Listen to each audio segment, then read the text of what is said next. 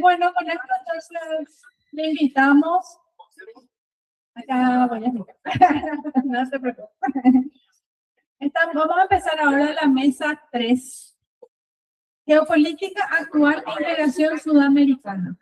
En esta mesa vamos a pedirle, en el orden que están acá, la embajadora de Cuba, Belkis Lai Rodríguez, en primer lugar, después Nicolás Malinowski de Argentina, que ya está en virtual acá acompañándonos. Muchísimas gracias a nuestra expositora internacional también que se hizo de tiempo.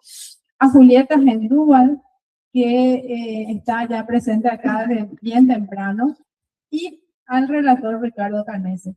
La propuesta de esta última mesa es que yo les voy a apoyar un poco al relator.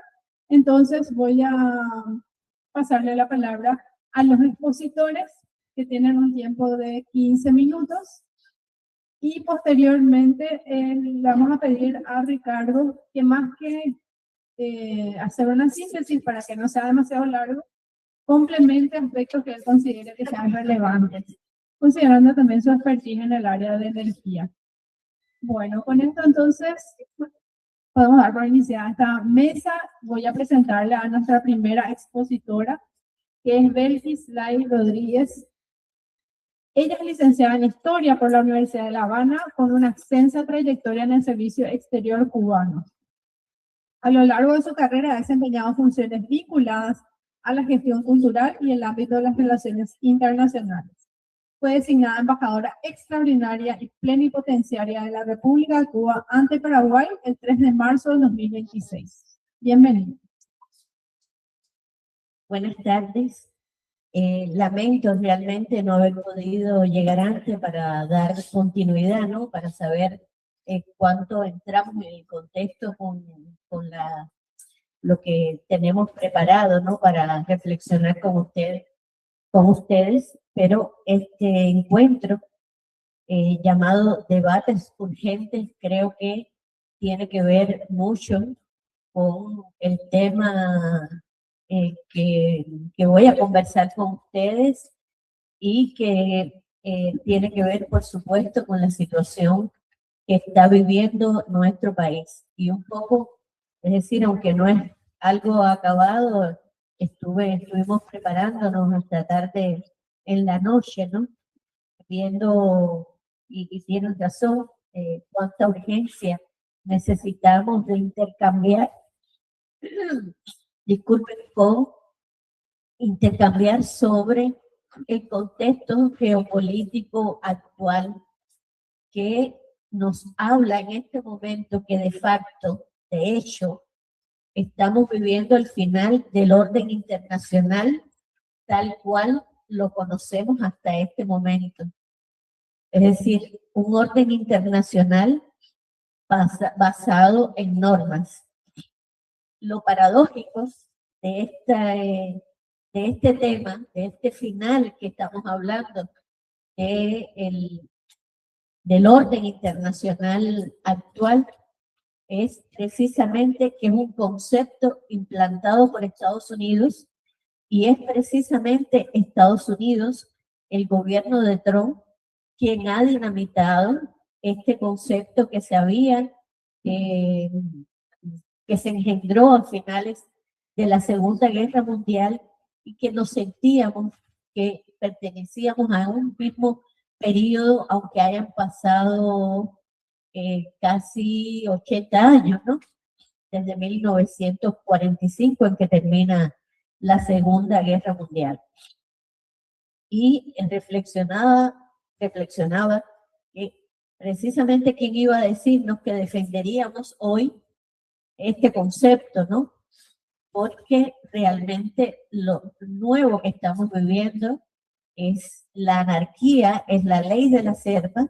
Es algo, por supuesto, de mucha más agresividad y mucha más violencia, que tiene que ver, por supuesto, con el final de la etapa del imperio de Estados Unidos, aunque es algo que no vamos a ver de manera inminente, o tal vez sí.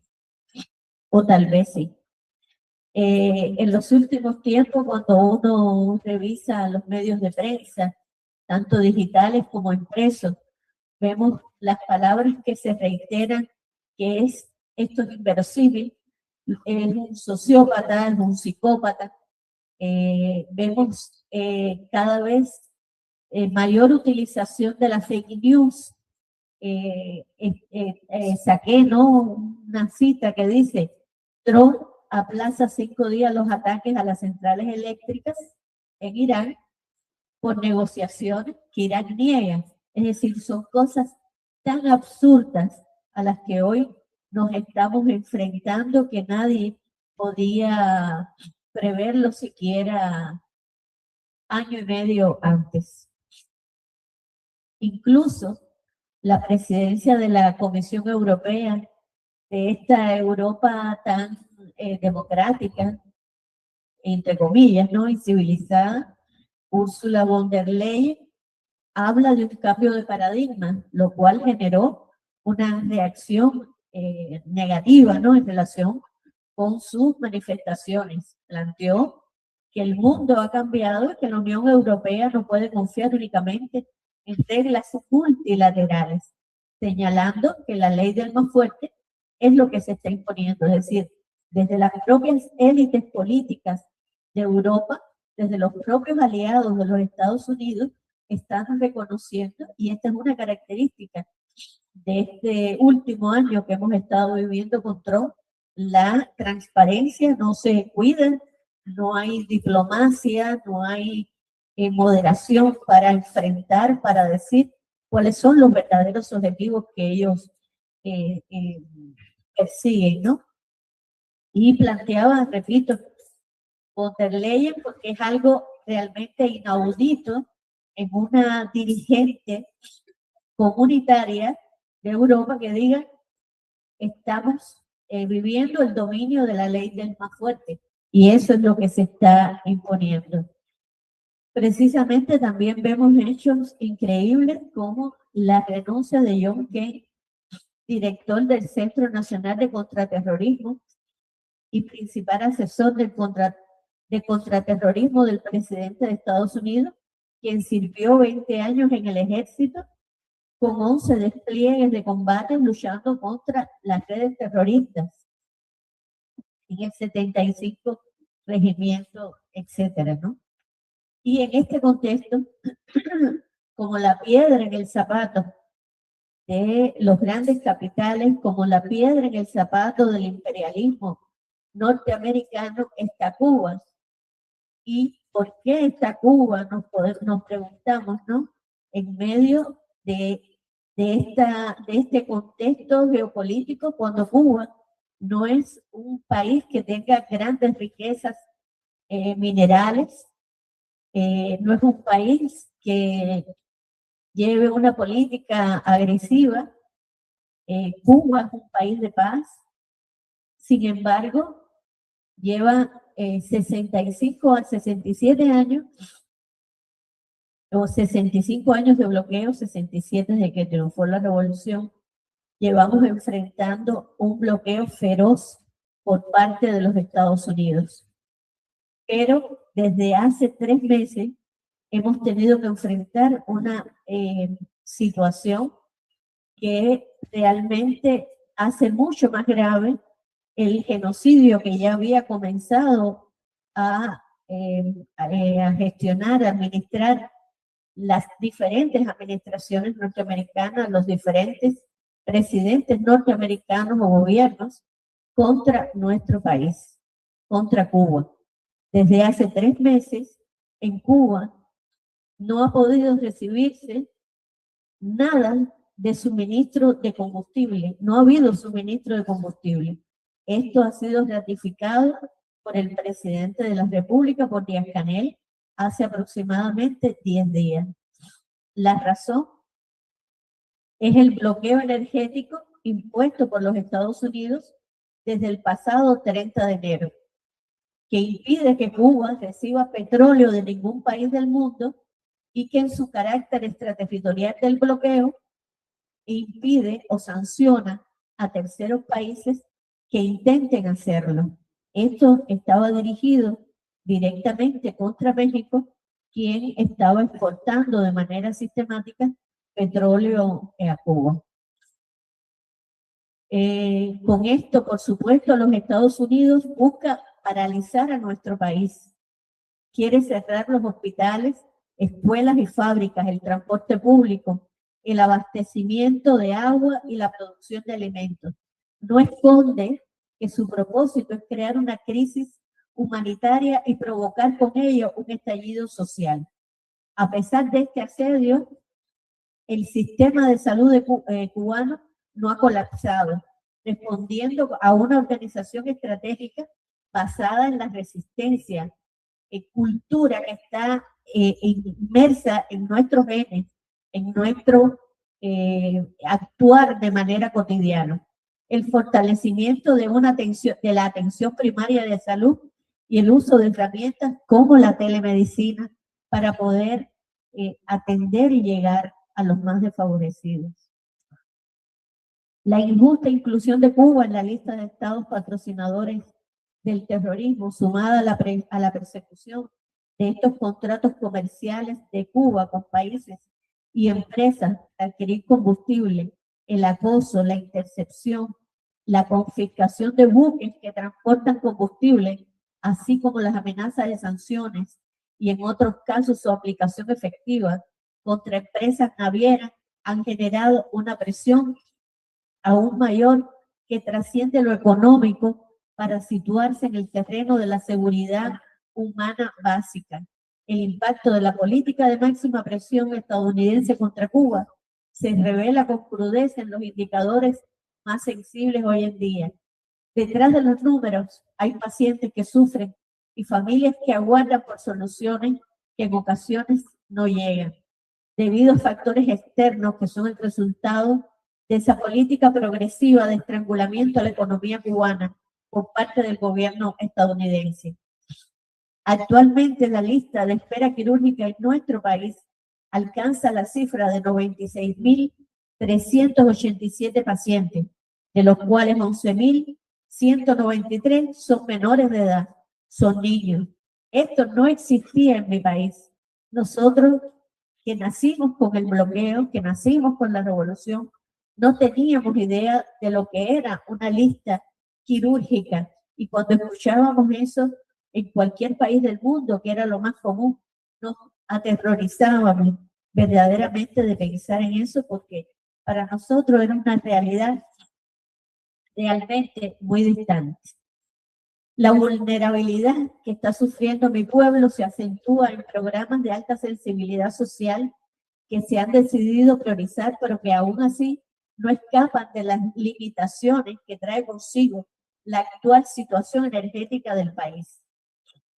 Pero la respuesta no ha sido la parálisis, sino una reorganización estratégica basada en la resistencia y en optimizar los recursos que tenemos que tienen que ver con inversiones que se habían hecho en campos de paneles solares, en parques de paneles solares, eólicos, y también en la explotación de petróleo con el que Cuba cuenta, pero de manera muy limitada. Es muy baja la reserva y además de un petróleo de muy baja calidad. Entre otras acciones, se sigue potenciando la resolutividad del tema en cuanto al tema de la salud, fortaleciendo el programa del médico y la enfermera de la familia y utilizando, ya había hablado de esto, del tema de la telemedicina.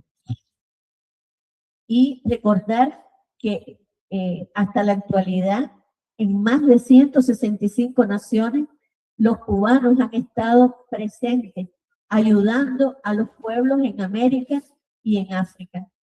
Y en Paraguay, más de 1.200 médicos han sido formados en Cuba, además de toda la acción que se realizó en cuanto a la Operación Milagro y la alfabetización.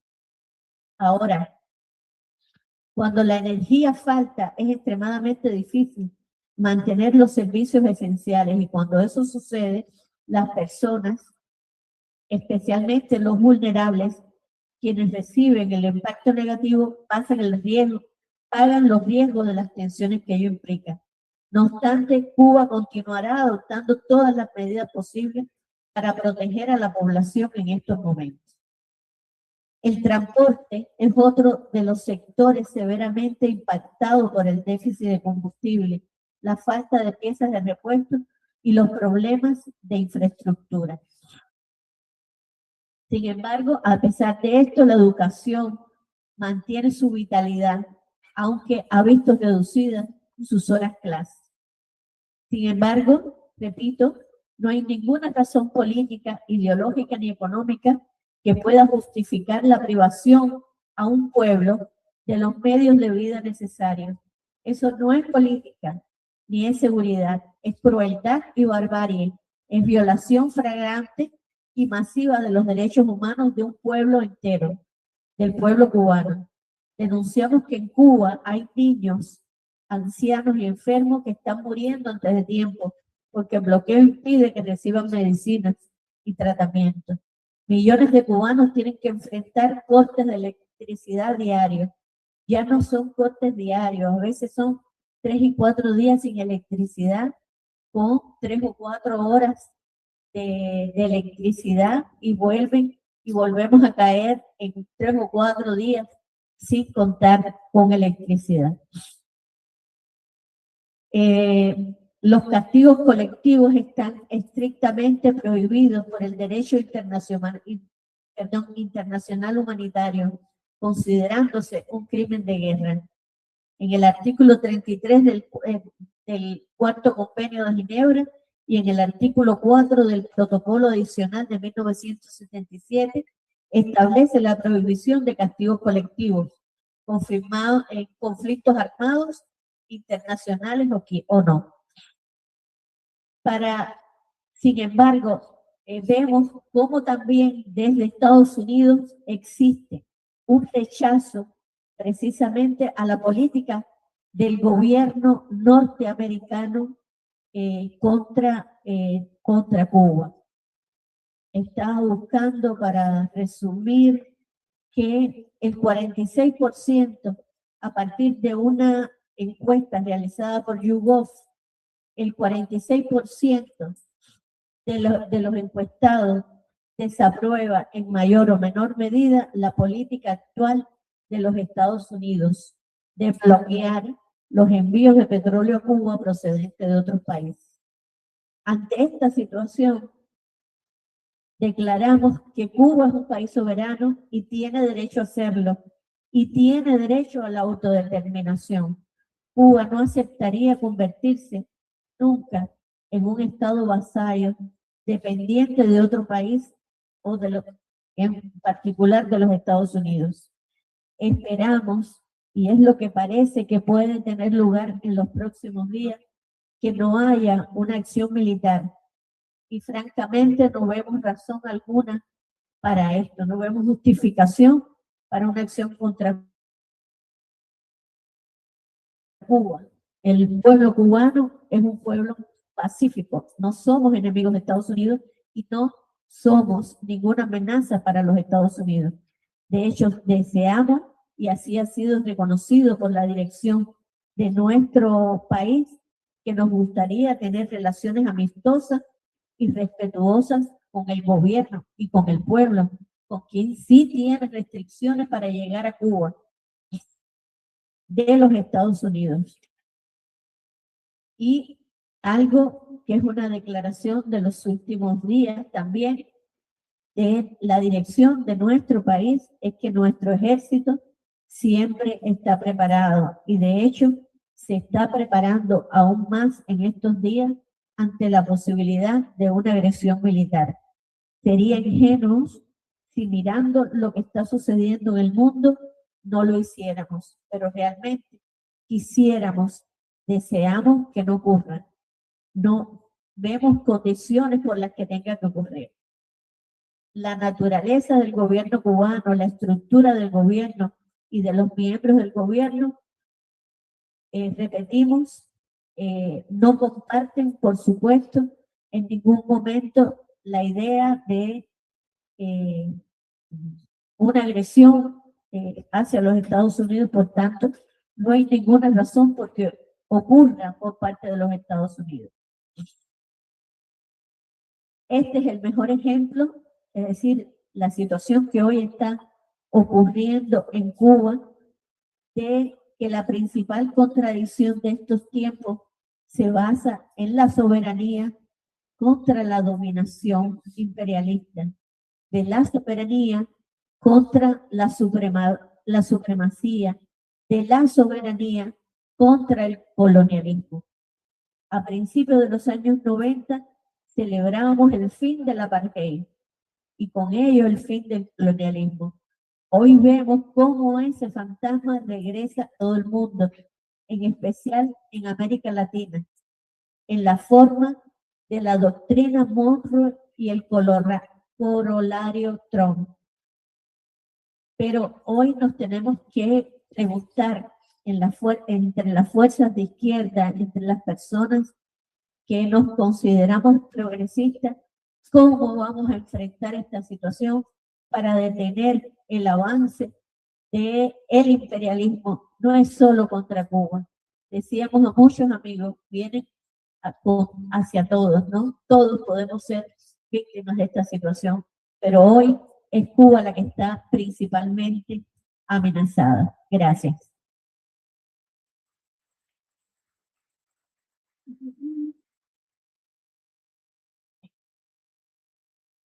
Muchísimas gracias a la embajadora de Cuba en Paraguay, Belkis Day Rodríguez. A continuación voy a presentarle a nuestro expositor virtual. Él es Nicolás Malinowski, es de Argentina. Es ingeniero electricista, magíster en gestión de la energía y doctorando en economía política mundial por la UFABC de Brasil.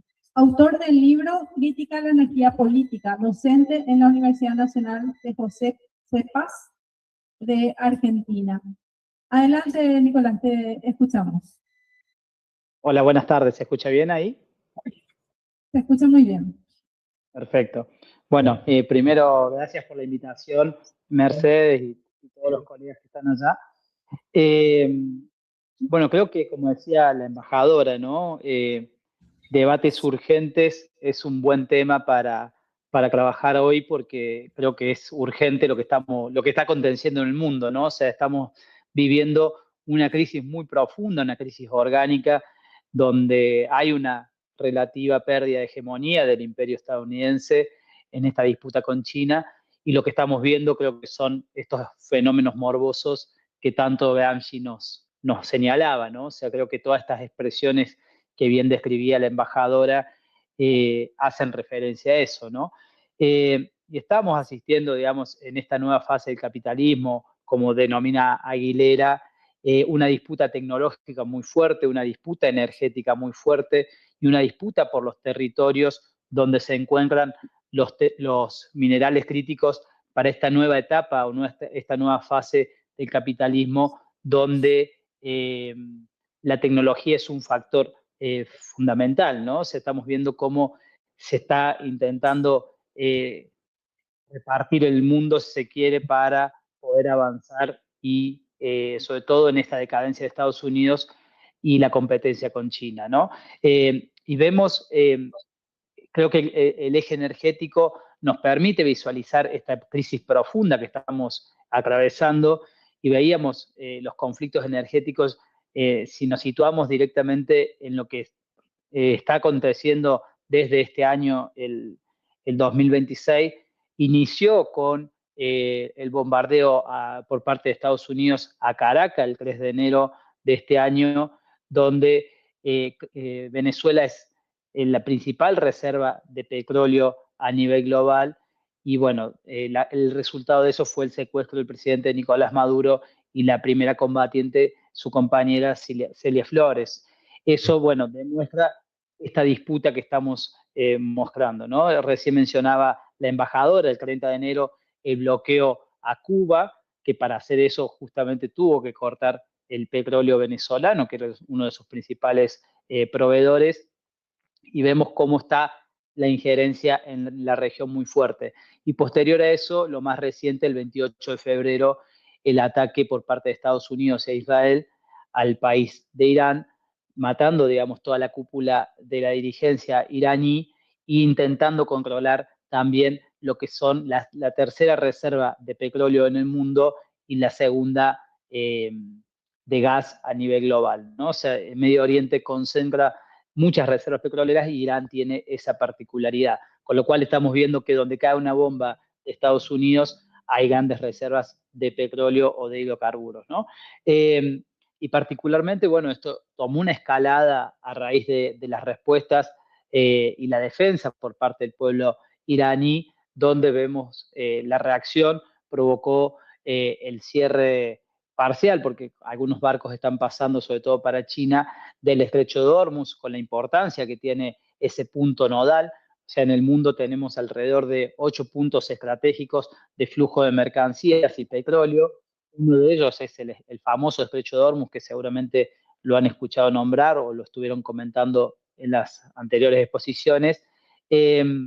Particularmente el estrecho de Hormuz pasa o fluye el 20% del petróleo y gas natural licuado que se produce en el mundo, con lo cual al haberse bloqueado ese punto estratégico, provocó una escalada en los precios de los combustibles fósiles que estuvimos viendo durante todo, ya esta es la cuarta semana del conflicto y vimos picos de $120, hoy está situado alrededor de $100, pero bueno, esto va moviéndose semana a semana. Y a su vez, este conflicto, el día domingo, el director de la Agencia Internacional de Energía lo caracterizó como la crisis energética más importante o no, que no haya tenido antecedentes en el mundo, incluso si suman los efectos que tuvo los dos shocks petroleros de la década del 70 más el conflicto reciente de Rusia y Ucrania, debido sobre todo a los bombardeos y los ataques que está habiendo en las instalaciones energéticas. Recién mencionaba la embajadora también las fake news o los que en este caso particular fueron anunciadas o enunciadas por el propio presidente de Estados Unidos. Esto es lo paradójico, ¿no? Donde el día sábado Donald Trump en su red social emitió un comunicado dando un ultimátum de 48 horas al país iraní para desbloquear o destrabar el estrecho de Hormuz. Eso buscaba, digamos, bajar la escalada de precios y como Irán respondió, y en ese mensaje, perdón, Estados Unidos dijo que iba a atacar todos los puntos energéticos de Irán. Irán respondió que si eso sucedía iban a atacar todos los nodos energéticos de Medio Oriente.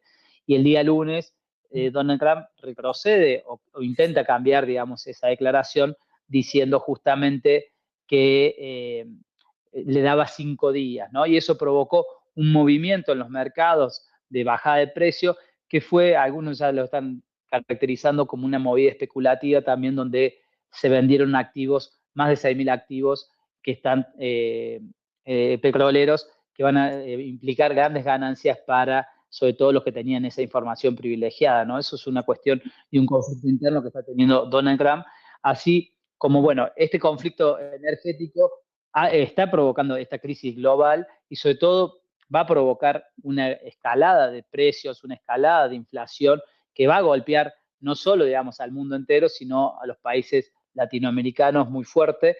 De hecho, al propio Estados Unidos está hoy con un problema en términos a sus costos energéticos, producto de que se elevaron los costos de las gasolinas un 20% internamente. Y yendo a la región, bueno, vemos lo más preocupante es, si nos situamos, recién también la embajadora lo mencionaba, la doctrina Donroe o lo que es el documento de estrategia de seguridad nacional emitido por Estados Unidos en noviembre del año pasado. Si uno revisa los puntos nodales y estratégicos que tiene ese documento, no tiene nada bueno para lo que es la región, ¿no? O sea, en esto de que el panel justamente invita a reflexionar sobre la integración sudamericana, bueno, tenemos que revisar finamente qué es lo que tiene, digamos, esas pautas del documento de estrategia de seguridad nacional, porque básicamente lo que plantea Estados Unidos es volver a dominar y controlar lo que ellos consideran el patio trasero, que son todos nuestros territorios, ¿no? Y vemos fuertemente cómo hoy Cuba está asistiendo a ese asedio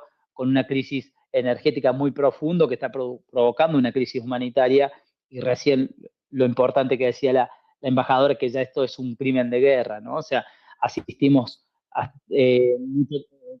todo el año pasado, desde octubre del 2023, casi 2 años de conflicto, lo que fue el genocidio en Palestina, y hoy, digamos, estamos viendo una avanzada por parte de Estados Unidos que esperemos no invada de manera militar, y sobre todo para salir, no invada Cuba de manera militar, y sobre todo para salir del conflicto que hoy tiene en Irán, que está entrampado en ese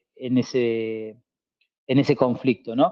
Y particularmente, bueno, ¿cómo impacta este documento de integración, de estrategia de seguridad nacional de Estados Unidos?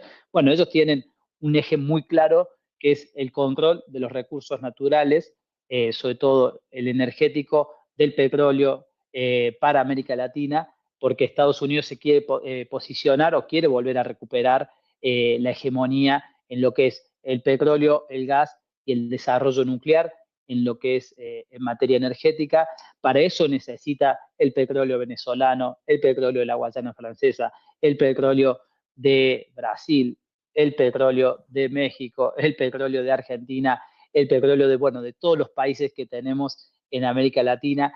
Y eso, digamos, está provocando estas escaladas de conflicto.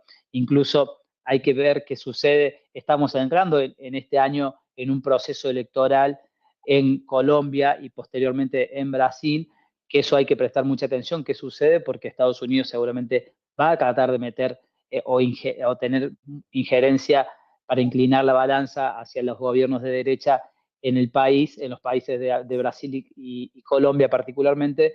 Y no hay que perder de vista que Brasil es la segunda reserva de minerales críticos, que también es uno de los minerales que necesita Estados Unidos, no solo por el desarrollo de estas nuevas tecnologías, del desarrollo de la inteligencia artificial, del desarrollo de servidores, sino que también para el desarrollo de las tecnologías militares. O sea, estamos viendo, estos conflictos, sobre todo el de Irán, estamos viendo cómo la inteligencia artificial se está utilizando, o el desarrollo de estas tecnologías de avanzada, para atacar los territorios, y cómo son elementos fundamentales en estas nuevas formas de guerra.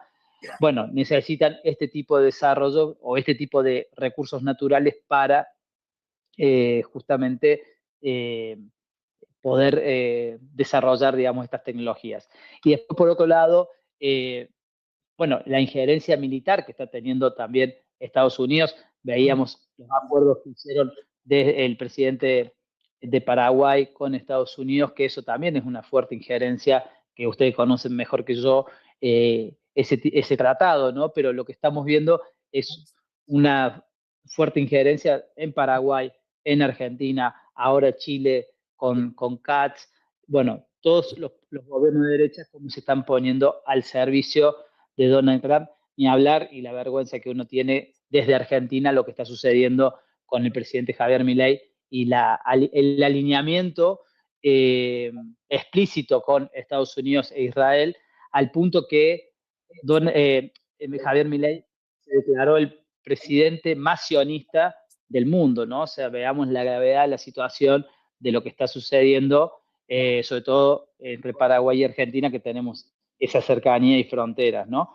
Y lo peligroso que puede ser, bueno, los ejercicios militares, el control que quiere Estados Unidos sobre el Paraná y todos los recursos que tenemos en esa zona.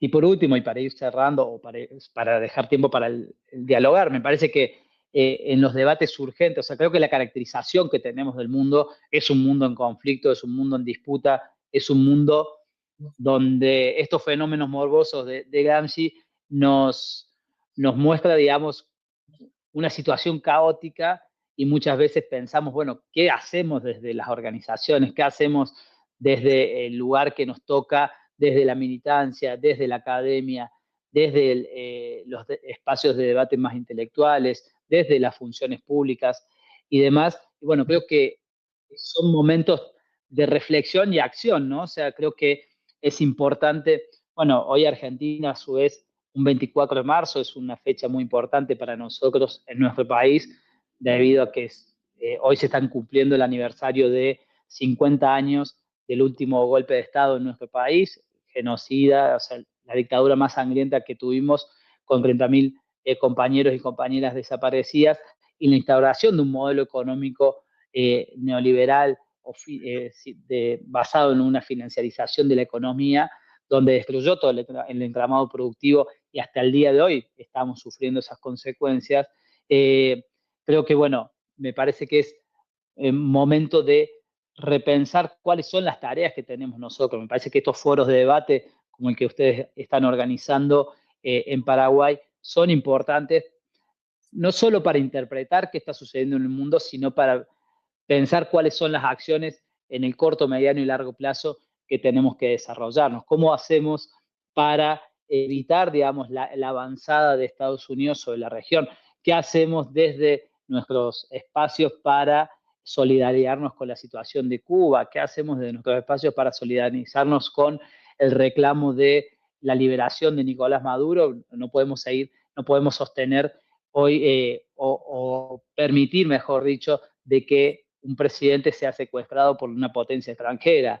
¿Qué hacemos con los presos políticos o los perseguidos políticos que tenemos en Argentina? Hoy tenemos nuestra primera lideranza política, que es Cristina Fernández de Kirchner, la expresidenta de la Nación, 2 veces presidenta y ex vicepresidenta, presa política, junto con otros compañeros y compañeras, como líderes sociales como Milagro Sala, que ya lleva más de 10 años como presa política, ¿no? Me parece que estos avances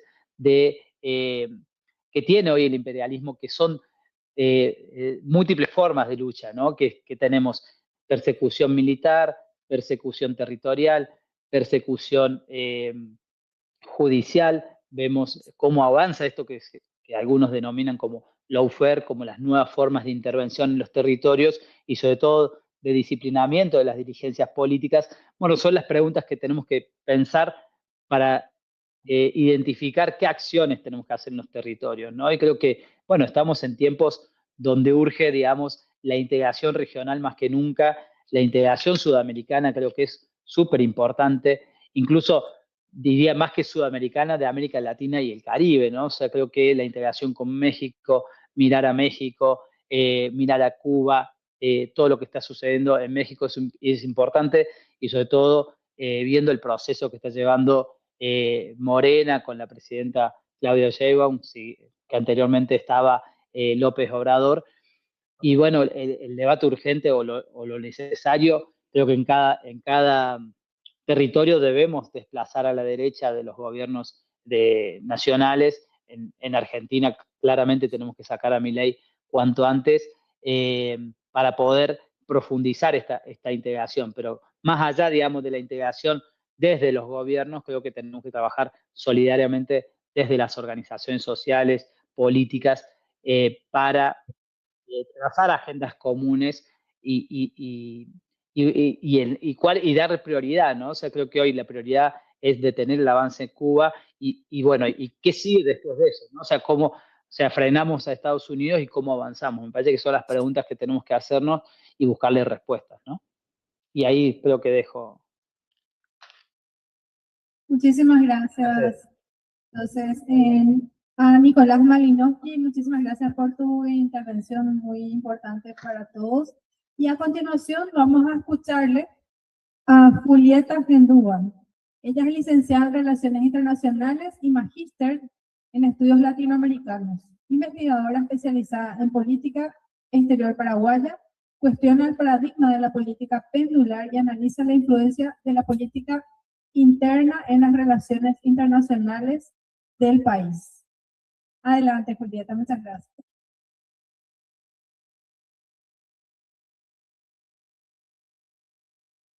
Hola, ahí estamos. Perfecto. Bueno, muchas gracias por la introducción y la invitación. Voy a hablar un poco en términos más generales al principio. Me parece que es interesante conceptualizar un poco, tratar de entender qué es el orden internacional, por qué hay potencia, por qué Estados Unidos está donde está, por qué está en declive el lugar de Estados Unidos en el orden internacional. Y después vamos a pasar un poco cuál es el lugar de la región de América Latina y vamos a terminar con Paraguay, a ver por qué Paraguay eligió posicionarse de la forma que está, por qué es aliado a Estados Unidos. Entonces, para entender también qué es el orden internacional, qué es el sistema internacional, es importante entender el concepto de hegemonía, porque hay potencias hegemónicas. ¿Qué representa la hegemonía? En las relaciones internacionales el concepto de hegemonía es clave para entender cómo se construyen y cómo se sostienen estos órdenes mundiales, ¿no? Y hoy es importante más que nada entenderlo porque estamos en un momento de transición del orden internacional. Hay un orden de transición, en transición incierto. Tenemos a Estados Unidos, que es la potencia hegemónica que ha sido durante décadas la potencia hegemónica de este sistema, que está enfrentando a un declive relativo, todavía no sabemos si va a caer de todo, si va a haber un cambio o no. Estamos viendo que hay un declive en su posición de liderazgo, mientras que a la vez van surgiendo otros actores, ¿no? Y entonces lo que genera es que crece la sensación de desorden internacional. ¿Y qué es la hegemonía, entonces? La hegemonía podemos definirla como la capacidad de un Estado de liderar un sistema internacional. La capacidad de un Estado de liderar, ser el líder de una comunidad de Estados.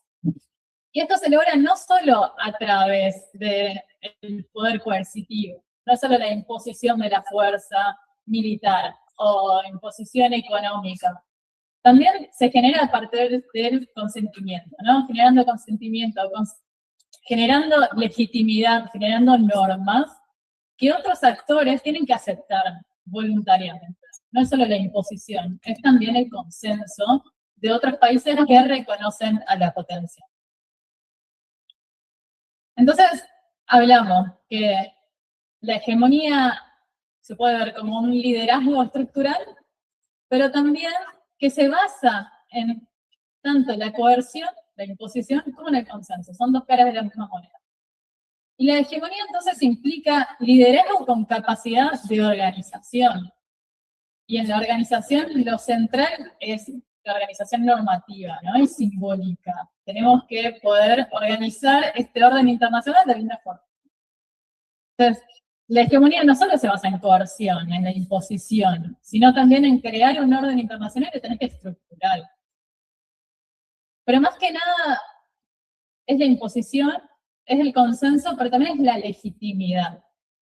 Sin legitimidad, ninguna potencia hegemónica va a poder subsistir en este sistema. Necesita que los otros países lo avalen. Entonces la legitimidad es otro factor clave. Tenemos la moneda con dos lados, la coerción, la imposición a través de lo militar, lo económico. Tenemos el consenso y tenemos hay otro lado de la moneda, una moneda con tres lados, que es la legitimidad. ¿Y por qué las hegemonías son importantes? Son importantes no solo porque lideran el orden internacional, sino porque también son las que proveen los bienes públicos globales. ¿Y qué son los bienes públicos globales? Bueno, son esos bienes que, al beneficiar a gran parte de los ciudadanos del mundo, se consideran de interés común. Abarcan numerosos aspectos de nuestra vida diaria y tal vez no nos damos cuenta. Y esto se genera a partir de potencias hegemónicas que impulsan muchos de estos desarrollos. Y implican aspectos de nuestra vida como el medio ambiente, la historia, lo que entendemos como nuestra historia, lo que nosotros vemos tal vez la historia de Occidente, que es lo que nos toca en nuestra región. Bueno, de algún lado vino, la cultura, el avance tecnológico. Bueno, hay potencias que ponen estableciendo los cables transoceánicos que nos traen internet, la inteligencia artificial, y cosas mucho más cotidianas que nos afectan en el día a día, como el sistema métrico o el sistema monetario. Todas esas cuestiones son bienes públicos globales que alguien las pone, ¿no? Y hay diferentes tipos de órdenes internacionales. No siempre es el que nosotros conocemos. Ahora tenemos este que está medio en transición, pero es el orden hegemónico, el orden unipolar, que es una única superpotencia, en este caso Estados Unidos, que domina sin otros pesos. Ese es el único en este tablero, ¿no? Estados Unidos, post-1945, Segunda Guerra Mundial, bueno, fue creando este orden en el que él era el líder, que se terminó acentuando, obviamente, con el fin de la Guerra Fría, la caída de la Unión Soviética. Entonces ahí tenemos este orden. No es el único caso de órdenes unipolares, también existió la paz británica en el siglo XIX, pero bueno, el que conocemos más ahora es el de Estados Unidos, ¿no? Tenemos el orden bipolar también, dos grandes potencias que compiten por la influencia global. El ejemplo es la Guerra Fría, que conocemos, Estados Unidos y la Unión Soviética. Tenemos el orden multipolar, no hace falta que sea uno, que sean dos, pueden ser varias potencias que son más o menos parecidas en peso y que cooperan, a veces compiten, pero en general cooperan en el mismo sistema internacional. Y bueno, vamos más lejos del siglo XIX, en Europa tuvo un consenso más o menos que tuvo un orden internacional multipolar. Y después tenemos lo que está ahora, lo que pensamos que va a venir, que es un orden que es anárquico, un orden en transición, que puede ser híbrido, puede tener un poco de todo, porque a veces escuchamos, bueno, estamos en un orden unipolar, estamos yendo a la multipolaridad. No sabemos si hay muchos o no, si vamos a hacer dos, si va a ser China y Estados Unidos. Desde mi perspectiva, yo creo que estamos camino a un orden no hegemónico, al menos en esta transición. ¿Qué es no hegemónico? Que no hay nadie que lo lidere. Hay varios que están compitiendo por un peso para tener ese lugar, pero todavía estamos en esa transición en la que Estados Unidos está perdiendo un declive, está en declive, perdiendo peso en el sistema internacional, y estamos en algo que podría ser un orden no hegemónico. Después, obviamente, puede acomodarse, ¿no? Y para entender por qué el orden internacional está en crisis, qué está pasando, ¿no? ¿Qué pasó con Estados Unidos? Entonces, lo que vemos es que hay una decadencia en el orden internacional, en este orden unilateral que impuso Estados Unidos. Y esta caída, esta vulnerabilidad que empieza a mostrar el liderazgo de Estados Unidos, comienza ya hace un tiempo, no es algo de estos últimos años.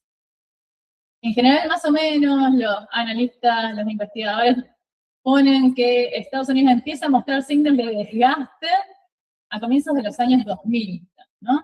Después de los atentados del 11 de septiembre, de las Torres Gemelas, la invasión de Afganistán e Irak, fueron guerras muy costosas, impopulares y muy largas, y que estas operaciones militares estadounidenses terminaron siendo un fracaso primero, y también terminaron generando más inestabilidad de lo que buscaban.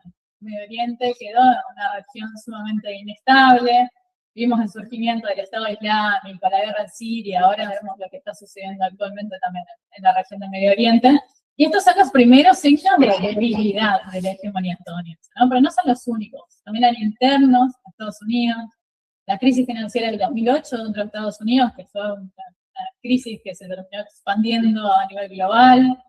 Hay una creciente polarización política en Estados Unidos, desigualdades económicas, el gran sueño americano, el progreso estadounidense que prometía a todos los ciudadanos progresar de forma asegurada, casi está en una situación bastante compleja, ¿no? Ya no es tan fácil progresar como antes en este sueño americano. Y después tenés cuestiones internas, burocráticas, tenés limitaciones presupuestarias, hay un cansancio hacia las guerras también dentro de la población por el gasto económico que esto conlleva a Estados Unidos. Y todo esto ha llevado a debates internos en Estados Unidos sobre cuál es el alcance y la naturaleza de su rol internacional. ¿Por qué nosotros tenemos que estar en todos lados? ¿No? Y esto también fue generando erosión dentro de Estados Unidos que afecta a su papel para afuera. Y después hay un montón de cosas más. Tenemos el debilitamiento del dólar, que si bien sigue siendo la moneda principal, ¿no? Está mostrando signos de debilitarse, ¿no? Vemos como el oro vuelve a tener un peso muy importante como recurso de valor, ¿no? Y esto no solo es a nivel del sistema internacional, vemos que hay otros factores que también van debilitando externamente a Estados Unidos. Por un lado, el ascenso de potencias que están en desafío, ¿no? China, emergiendo como una potencia económica y militar muy influyente, busca cambiar un poco este orden internacional y desafiar a esta primacía de Estados Unidos en áreas clave como la tecnología y el comercio. Tenemos otras potencias que nunca han terminado de caer del todo, tienen mucha influencia, como Rusia. Vemos otras que van surgiendo, como la India, Turquía, Arabia Saudita. Y estas potencias que están en un nivel más bajo de las hegemónicas, tenemos potencias hegemónicas, tenemos potencias medias o emergentes, que son estas que empiezan a aparecer, bueno, también van dinamitando un poco el lugar de Estados Unidos. Y tenemos otros factores, ¿no?, que son importantes. Hay una fragmentación del poder y surgen nuevos actores que ya no son estados. Tenemos actores no estatales como empresas transnacionales, organizaciones terroristas, tenemos grupos muy activos de sociedad civil que ejercen bastante influencia en las decisiones de los estados, y vemos cómo se va complejizando, ¿no?, la forma de gobernar globalmente. A su vez tenemos algo que se mencionó mucho en este evento, que es la erosión del consenso liberal. La promesa de la globalización está generando descontentos sociales, ¿no? Alimentan el nacionalismo, el proteccionismo, hay muchos movimientos populistas. La democracia liberal está bajo presión en muchos países, incluyendo en Estados Unidos. Y a esto se le suma la crisis de las instituciones multilaterales. Hablábamos de la legitimidad es clave para mantener un sistema, un orden internacional. Las organizaciones como la ONU, la Organización Mundial de Comercio, la Organización Mundial de la Salud, enfrentan muchas dificultades para abordar los desafíos que tenemos todos, y fueron perdiendo de a poco legitimidad. La legitimidad es clave, ¿no?, en el sistema internacional.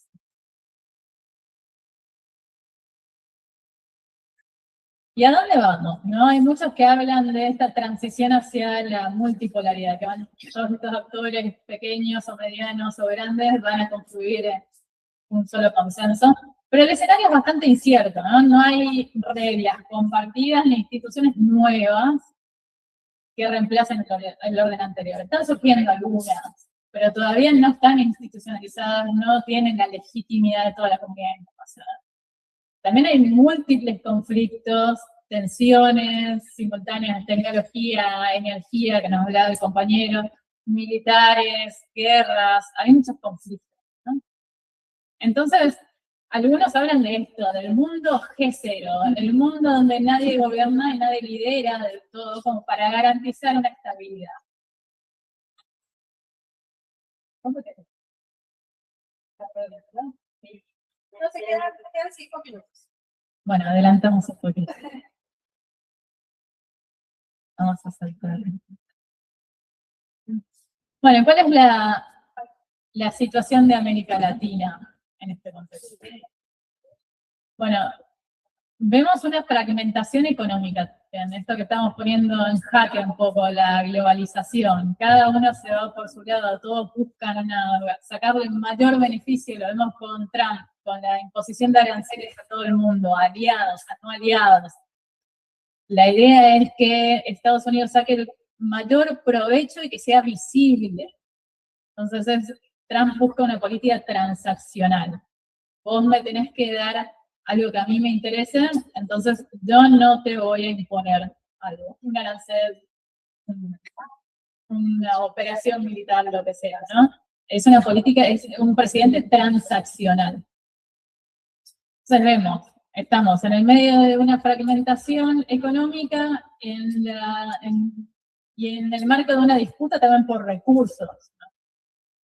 América Latina, ¿cómo aparece en este orden internacional en transición? Bueno, aparece principalmente como proveedora estratégica de materias primas, siempre lo fuimos, ¿no? Pero ahora empiezan a haber otros elementos que también cada vez tienen más peso, ¿no? En momentos de guerra, especialmente los alimentos, la energía, bueno, vemos la guerra en Medio Oriente, que comentaba el colega, cómo el petróleo, la energía, el gas están siendo recursos que están en un estado bastante complejo actualmente y nuestros países tienen estos recursos. Y además de todo eso se suman los minerales críticos y las tierras raras, ¿no? Y para Estados Unidos y para otras potencias, el lugar de América Latina es este lugar que posee estos recursos relevantes. Y lo que buscan es asegurar sus suministros confiables en un mundo que es cada vez más riesgoso, ¿no? Buscan proveedores políticamente alineados o que sean previsibles, países que tengan una política previsible. Y ahí entramos nosotros, ¿no?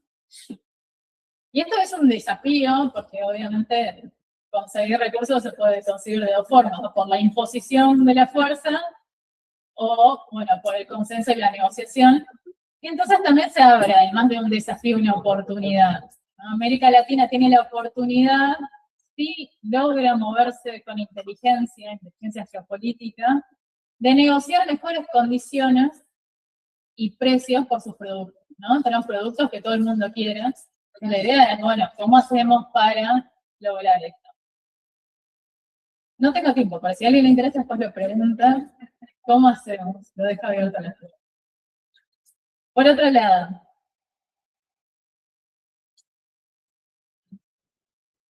vamos a Paraguay. ¿Qué pasa con Paraguay, no? En este escenario regional, donde los países latinoamericanos buscan redefinir cómo pueden actuar en este sistema que está desordenado, ¿no? Todos buscan cuál es el margen de maniobra posible para moverse en el sistema internacional, que es cada vez más hostil y está cada vez más fragmentado y cada uno busca sacar el mejor provecho por sí mismo, ¿no? La pérdida de la integración regional también, antes se hablaba mucho de integración regional, ahora cada vez menos. Los organismos, las instituciones de espacio de integración que antes parecía que avanzaban, a veces retrocedían, a veces se creaban otros, bueno, ahora cada vez menos. Entonces, en este escenario, hay muchos países que están buscando cierta autonomía, bueno, mantenerse lo más distante posible de los dos puntos de presión que son Estados Unidos y China que tiran para su lado. O la otra opción es, si vos no querés mantener una autonomía, porque te parece que no es una apuesta suficiente, la otra opción, ¿cuál es? Es alinearte estratégicamente. Bueno, Paraguay dijo, bueno, yo la opción que tomo es el alineamiento. Entonces, la decisión en este gobierno está tomada. Desde que llegó Peña antes, en la campaña política, Peña definió su política exterior y cuáles eran los países con los que iba a centrar su política exterior, que es la triada de Estados Unidos, Taiwán y Israel, ¿no?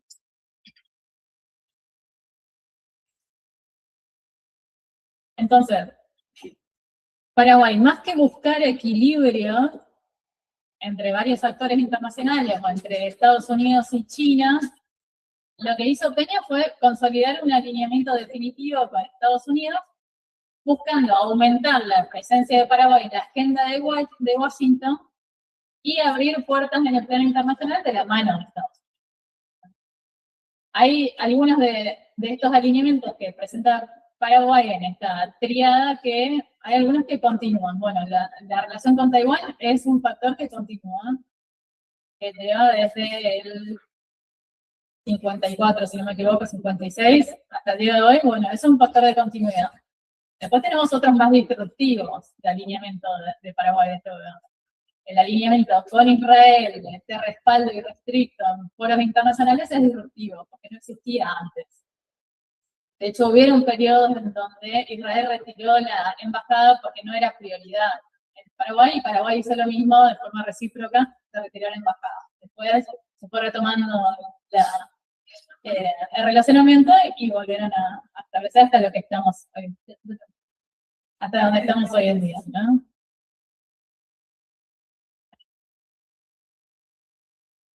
Bueno, entonces, ¿qué vemos? ¿Por qué? ¿Cómo Paraguay llegó a donde está con Estados Unidos?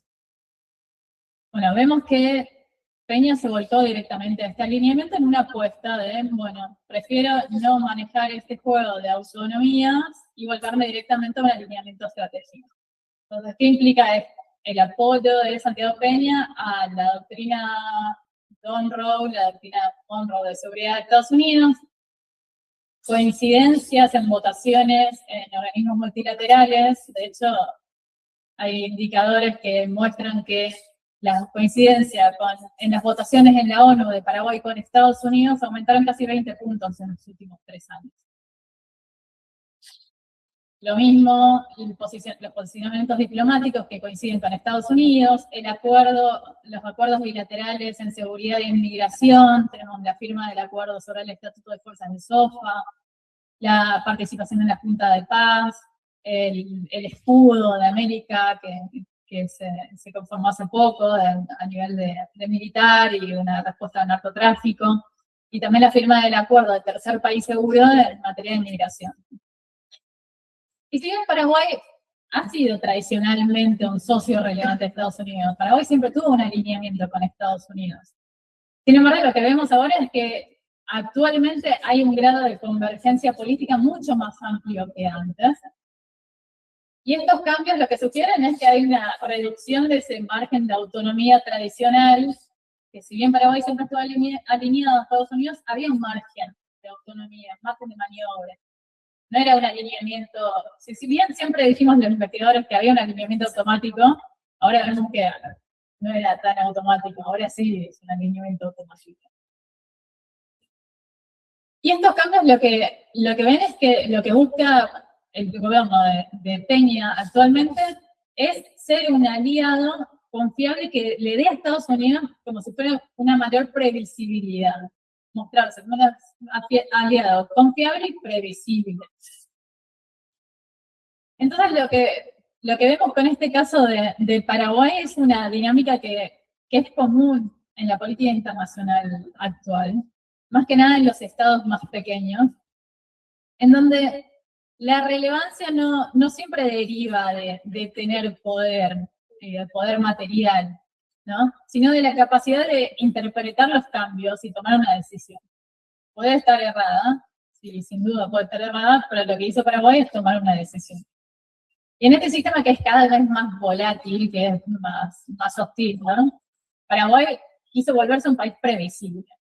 Cada vez que pasa algo con Estados Unidos, sabemos de qué lado va a estar Paraguay. Entonces se volvió un aliado previsible. La cuestión es si tantas concesiones que hace Paraguay, a nivel de acuerdos, de votaciones, de tratados militares, de seguridad, etcétera, si todas estas concesiones son redituables, ¿no? Si la apuesta que hizo a aliarse de esta forma, sin ningún límite, realmente termina dando algo bueno a Paraguay, ¿no? Y si este esfuerzo, si al final no resulta que este esfuerzo es algo meramente unidireccional, ¿no? Todo damos a Estados Unidos poco nos da, que es lo que parece ser hasta ahora, ¿no? Si la renuncia a tener este margen de autonomía, este lugar donde movernos, deba a algo que no sea solo la pérdida de soberanía. Y ese es el punto relevante. Que si vos elegís una posición, elegís un alineamiento estratégico, que al menos tengas algo a cambio, ¿no? Si vos elegís una pérdida de este margen de maniobra, de poder moverte entre un lugar y otro, al menos que eso no implica solo la pérdida de soberanía por sí. Bueno, lo dejo acá, muchas gracias.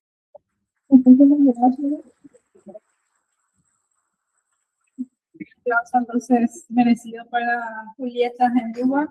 Y a continuación vamos a darle la palabra al ingeniero Ricardo Canese, pero no sé si puedes, de repente se corre un chiqui, porque salimos medio no tanto. Ricardo Canese, ingeniero industrial y docente de la FIUNA, ex coordinador de la Comisión de Entes Binacionales Hidroeléctricos que negoció el acuerdo de Hugo-Lula del 25 de julio de 2009, ex parlamentario del Mercosur, ex viceministro de Minas y Energía, consultor en temas de facilidad de energía y transporte, escribió más de 40 libros sobre el sector. Adelante, Ricardo, tenés, no sé, 10 minutos, así le damos tiempo a la gente también para que hable o haga preguntas, porque vamos a ir de corrido para después ya cenar.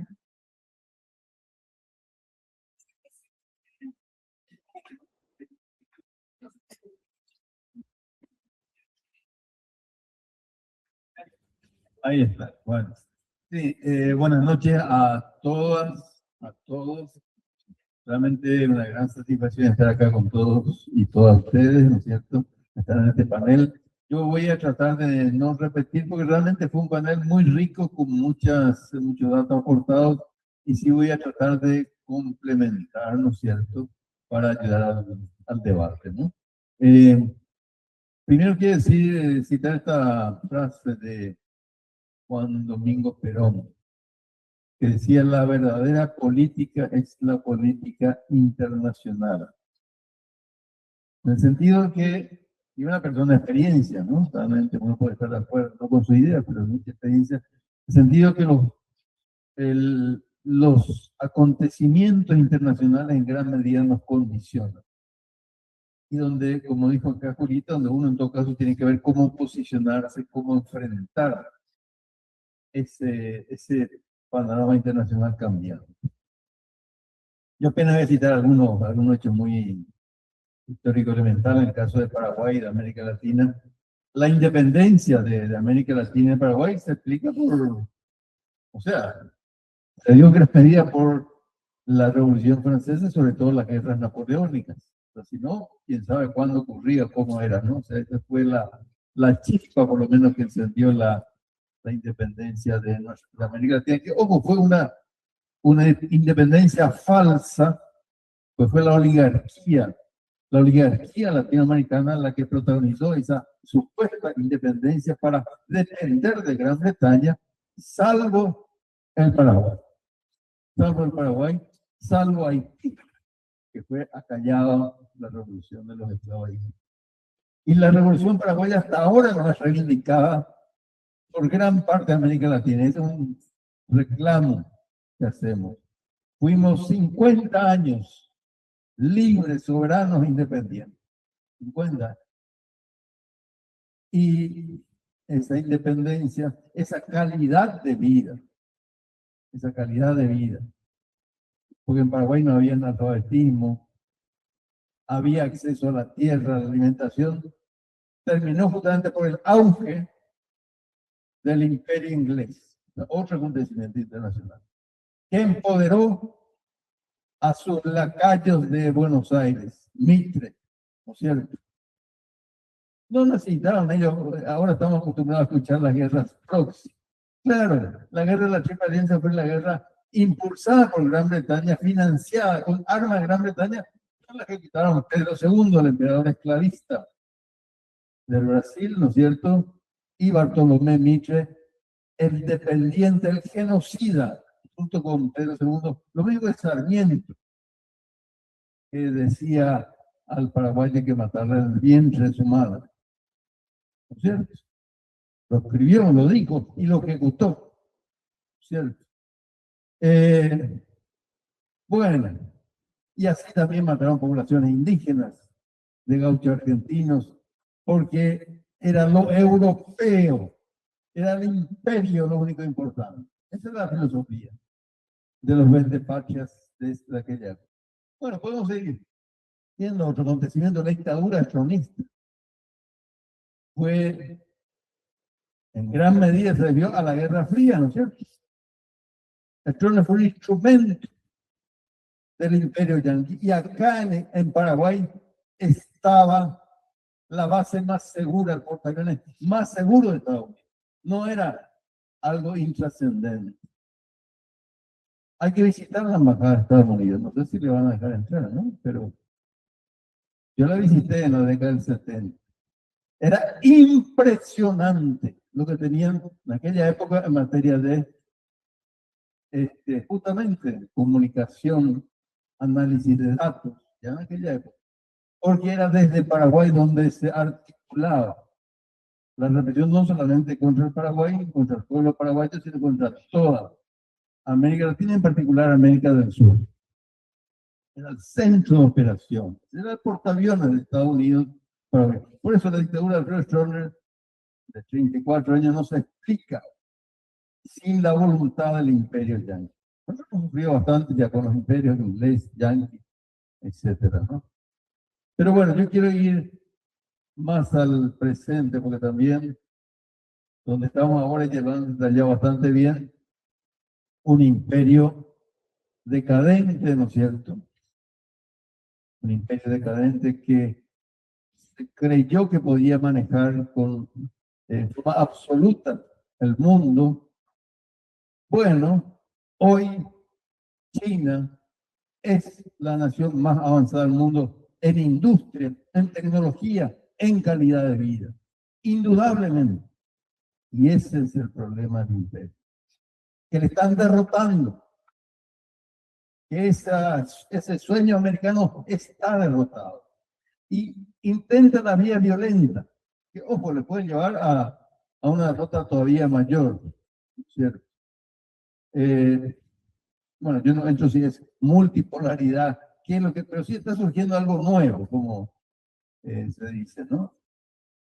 Algo nuevo. Ya no es el imperio de Estados Unidos el único que impone. Y vemos inclusive la resistencia de los pueblos.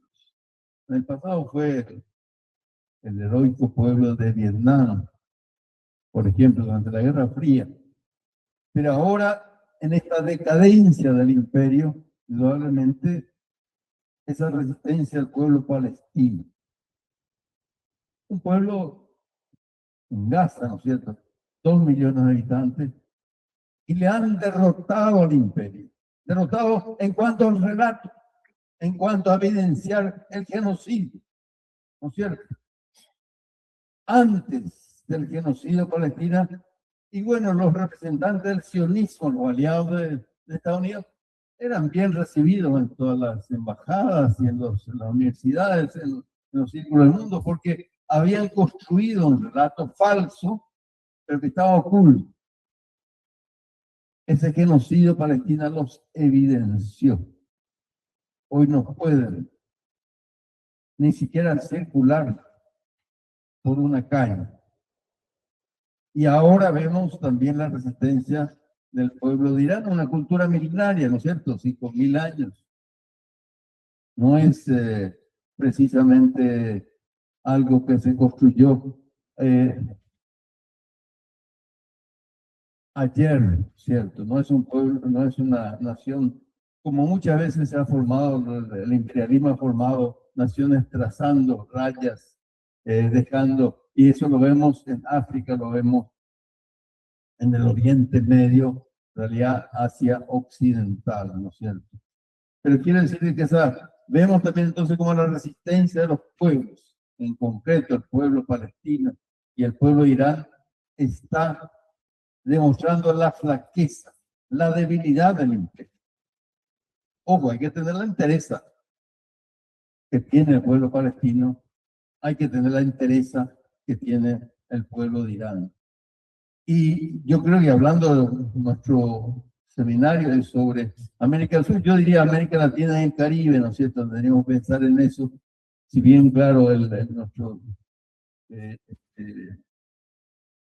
nuestra región más cercana es América del Sur, el Mercosur inclusive, pero sí, América Latina y el Caribe. Ahora vemos el intento de agresión a Cuba. En realidad no intento, ya están agrediéndole. Miren, cortarle el oxígeno a un enfermo.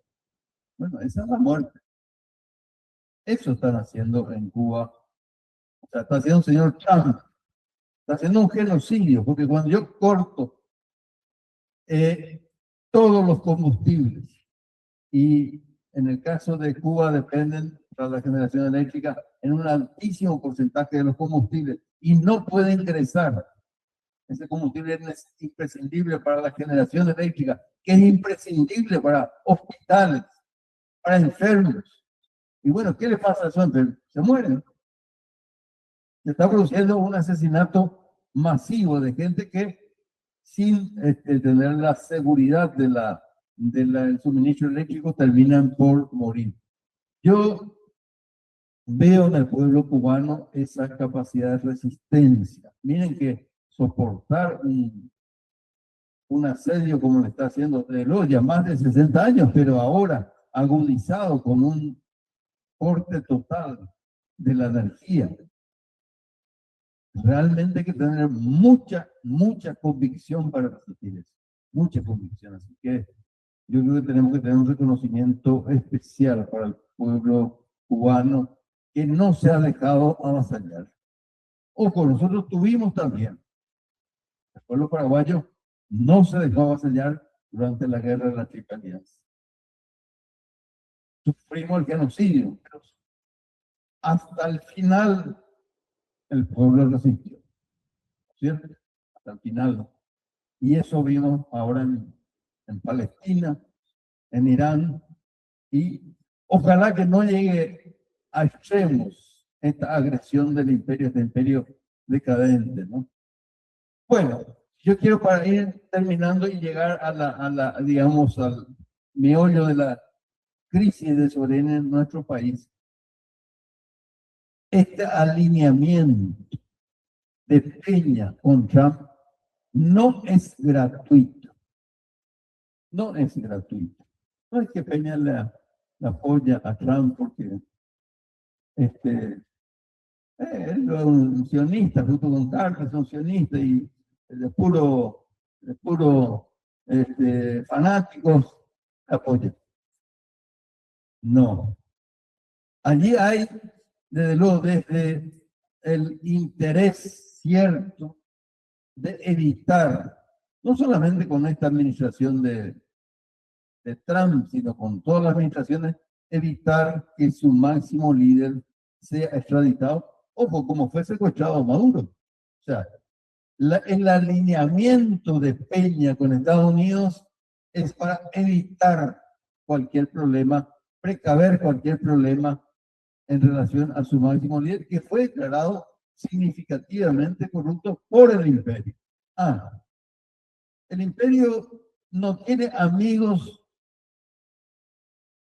ni enemigos permanentes, y a veces, como decía Kissinger, que es una persona que yo no coincido prácticamente en nada de lo que dice, pero sí ha dicho una frase que es cierta.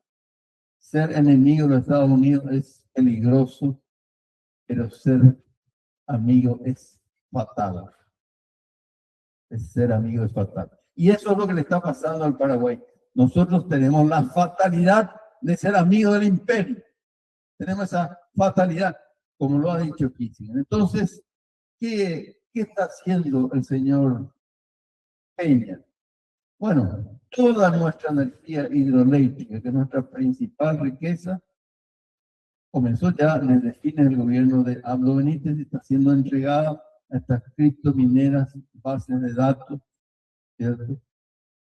En Venezuela fueron por el petróleo, en Irán por el petróleo, en Paraguay vienen por nuestra energía hidroeléctrica.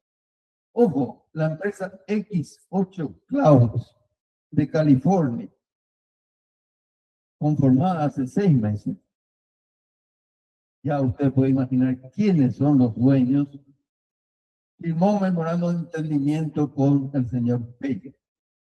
O sea, para que nuestro país le dé toda nuestra energía hidroeléctrica y todo el agua a esta empresa, pues el agua la llevan gratis y la energía eléctrica es regalada. La energía de las criptomineras, hoy ya concluyendo, la energía de las criptomineras era ya ilegal, regalada. Peña quitó, y vamos a hablar con datos concretos, el 16 de enero de este año, para esta empresa y otras empresas amigas del imperio, donde ellos a lo mejor estarán como socios, menores quizás, pero allí estarán, ¿no es cierto?, para recibir su comisión, sus beneficios, ¿no es cierto?, y con una tarifa todavía más baja que la que le daban las criptomineras, o sea, regalada, en extremo regalada. Lo que están haciendo acá no es algo diferente a lo que están haciendo en la Patagonia Argentina, donde también acaban de firmar una enorme base de datos para tener energía hidroeléctrica y agua gratis. La de Paraguay va a ser la mayor que la Patagonia. Eso no es ningún mérito, es un problema. O sea, no hay que... La mayor base de datos de América del Sur va a estar en Paraguay. La mayor base de datos. O sea, eso quiere decir, nos van a quitar toda nuestra energía hidroeléctrica, va a ir empaquetada en forma de base de datos que van a ser transmitidos a California. Acá no va a haber empleo, los empleos van a estar en California, nos vamos a quedar sin energía, sin agua, sin empleo y con una tarifa eléctrica que va a subir por las nubes, ¿no es cierto? Sin posibilidad de empleo, sin posibilidad de desarrollo. Entonces, el alineamiento de Peña con Trump no es gratuito.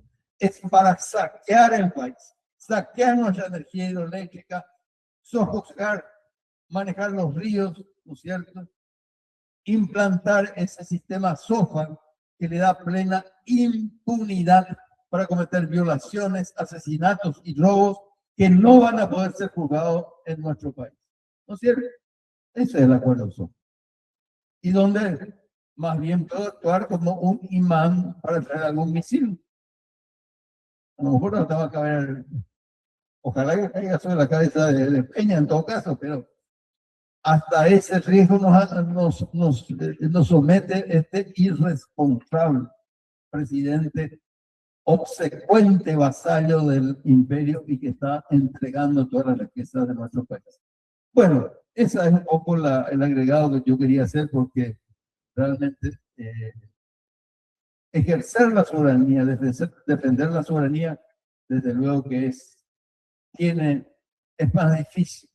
Pero es lo que como pueblo tenemos que conseguir. Ya lo hemos hecho durante el gobierno de Fernando Lugo. Hemos avanzado. Lo hemos hecho en la época de la independencia. Hemos avanzado y lo podemos volver a hacer. En la medida que tengamos un pueblo organizado, vamos a cambiar este sistema y vamos a ir a esa situación. A mí me encanta la neutralidad. Paraguay tendría que ser a lo mejor neutral. Pero ¿por qué no tener relaciones con China? Paraguay importa a China 5.000 millones de dólares y le exporta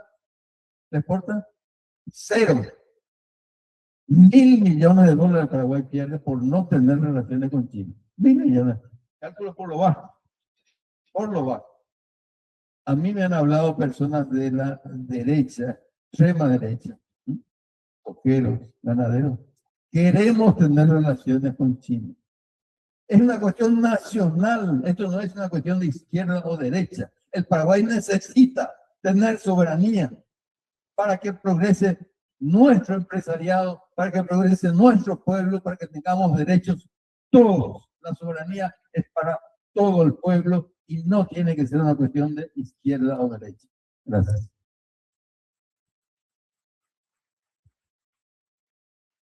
Muchas gracias al ingeniero Ricardo Canese. Como no tenemos demasiado tiempo, les sugiero lo siguiente. Las personas que quieran intervenir, si pueden hacerlo en 1 minuto y sobre todo si tienen preguntas para nuestros expositores, entonces que digan específicamente la pregunta. Allá, por favor, si pueden pasar un poco más cerca, los que quieran hablar. Bueno, a ver. Pasamos, ¿no? A Nicolás, acá la profesora. A ver.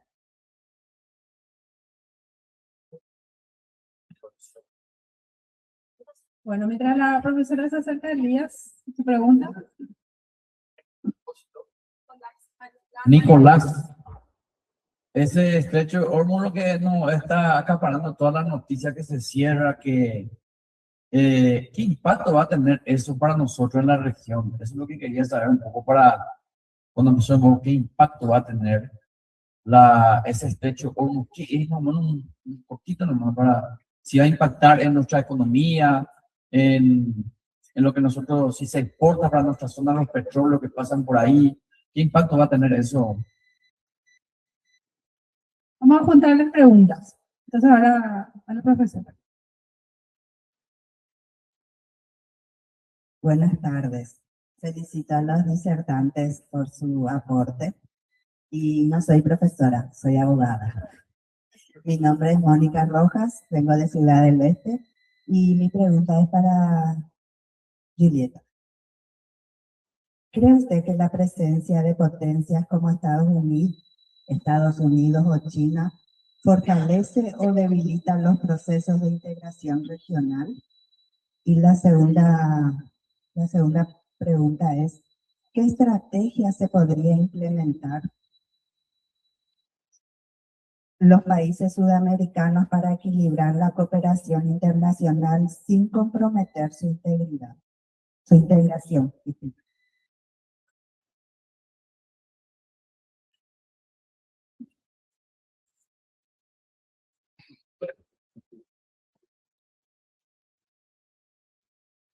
Muy buenas tardes. Bueno, yo soy el ingeniero Isabelino Rojas.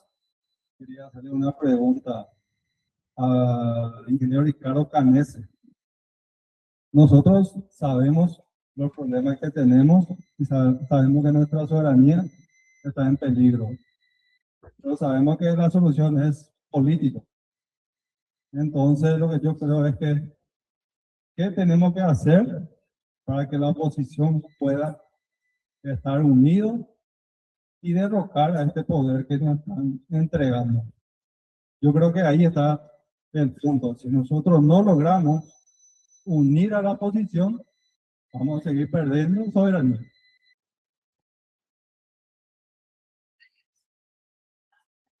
Bueno, entonces, si les parece, cerramos acá las preguntas en honor al tiempo y le damos la palabra a las tres. Entonces pido que me disculpen.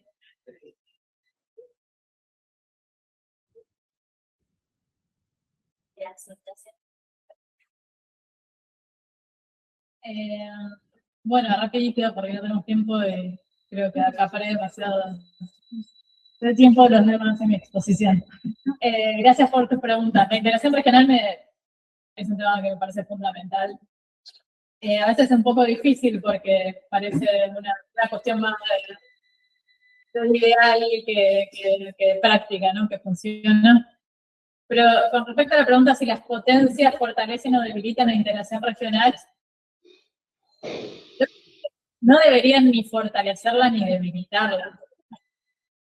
Si hablamos de integración regional a nivel latinoamericano, se supone que lo que busca la integración regional es generar la búsqueda de consenso entre nuestros países en temas específicos para un bien común de la región, ¿no? Lo importante en realidad de la integración regional es generar un frente común hacia afuera. Se puede colaborar con potencias, se puede colaborar con China, se puede colaborar con Estados Unidos. A veces también la debilitan las potencias de afuera, también la debilitan. Las intereses de Estados Unidos tal vez no coinciden con que nuestra región sea un consenso que la haga más fuerte. Entonces, lo ideal es que las potencias ni las fortalezcan ni las debilitan, que seamos nosotros los decisores, nuestros países latinoamericanos, los que decidimos si tenemos una integración regional fuerte, si nuestra voz se escucha más lejos desde afuera, si nosotros tenemos incidencia en los asuntos globales como región. El problema es justamente ese, ¿qué se puede hacer para que tengamos una integración regional fuerte?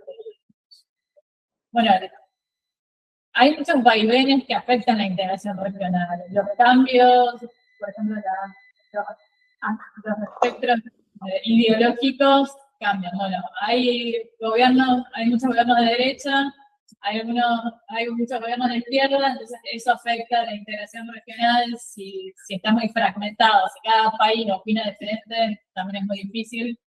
¿Qué es lo que podemos hacer? Habría que repensar la integración regional. Ahora los tiempos son otros. Si bien yo estoy a favor de la mayoría de los esquemas de integración regional actual, el Mercosur, la CELAC, bueno, la OEA, dentro de sus marcos fundacionales también.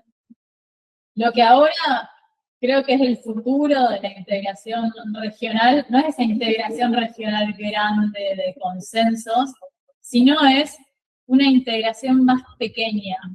Es a partir de algo que se empieza a llamar ahora en relaciones internacionales como el minilateralismo. Ya no es el plurilateralismo, ya no es el multilateralismo, es el minilateralismo. ¿Cuál es el objetivo del minilateralismo? Vos creas un grupo con un objetivo en particular que creo que sería muy funcional si fuera, por ejemplo, a nivel económico. Bueno, nosotros tenemos litio, ¿cuántos somos? 1, 2, 3, 4, bueno, Argentina, Bolivia, Chile, si es Paraguay, ahora sí, bueno. Entonces los juntás, cada país por adhesión propia decide, y lo que hacen es generar como si fuera una OPEP del petróleo. La idea es que cada país sectorizado, que cada grupo de países sectorizados por lo que les interesa pueda luchar por intereses particulares. Eso es el escenario más posible que vemos en integración regional hoy en día, en donde el consenso es muy difícil entre países que están cada vez más fragmentados, cada países que opinan diferente en un montón y tienen posiciones diferentes. Entonces, tal vez, si buscamos el consenso en las pequeñas cosas, tal vez podamos hacer algo.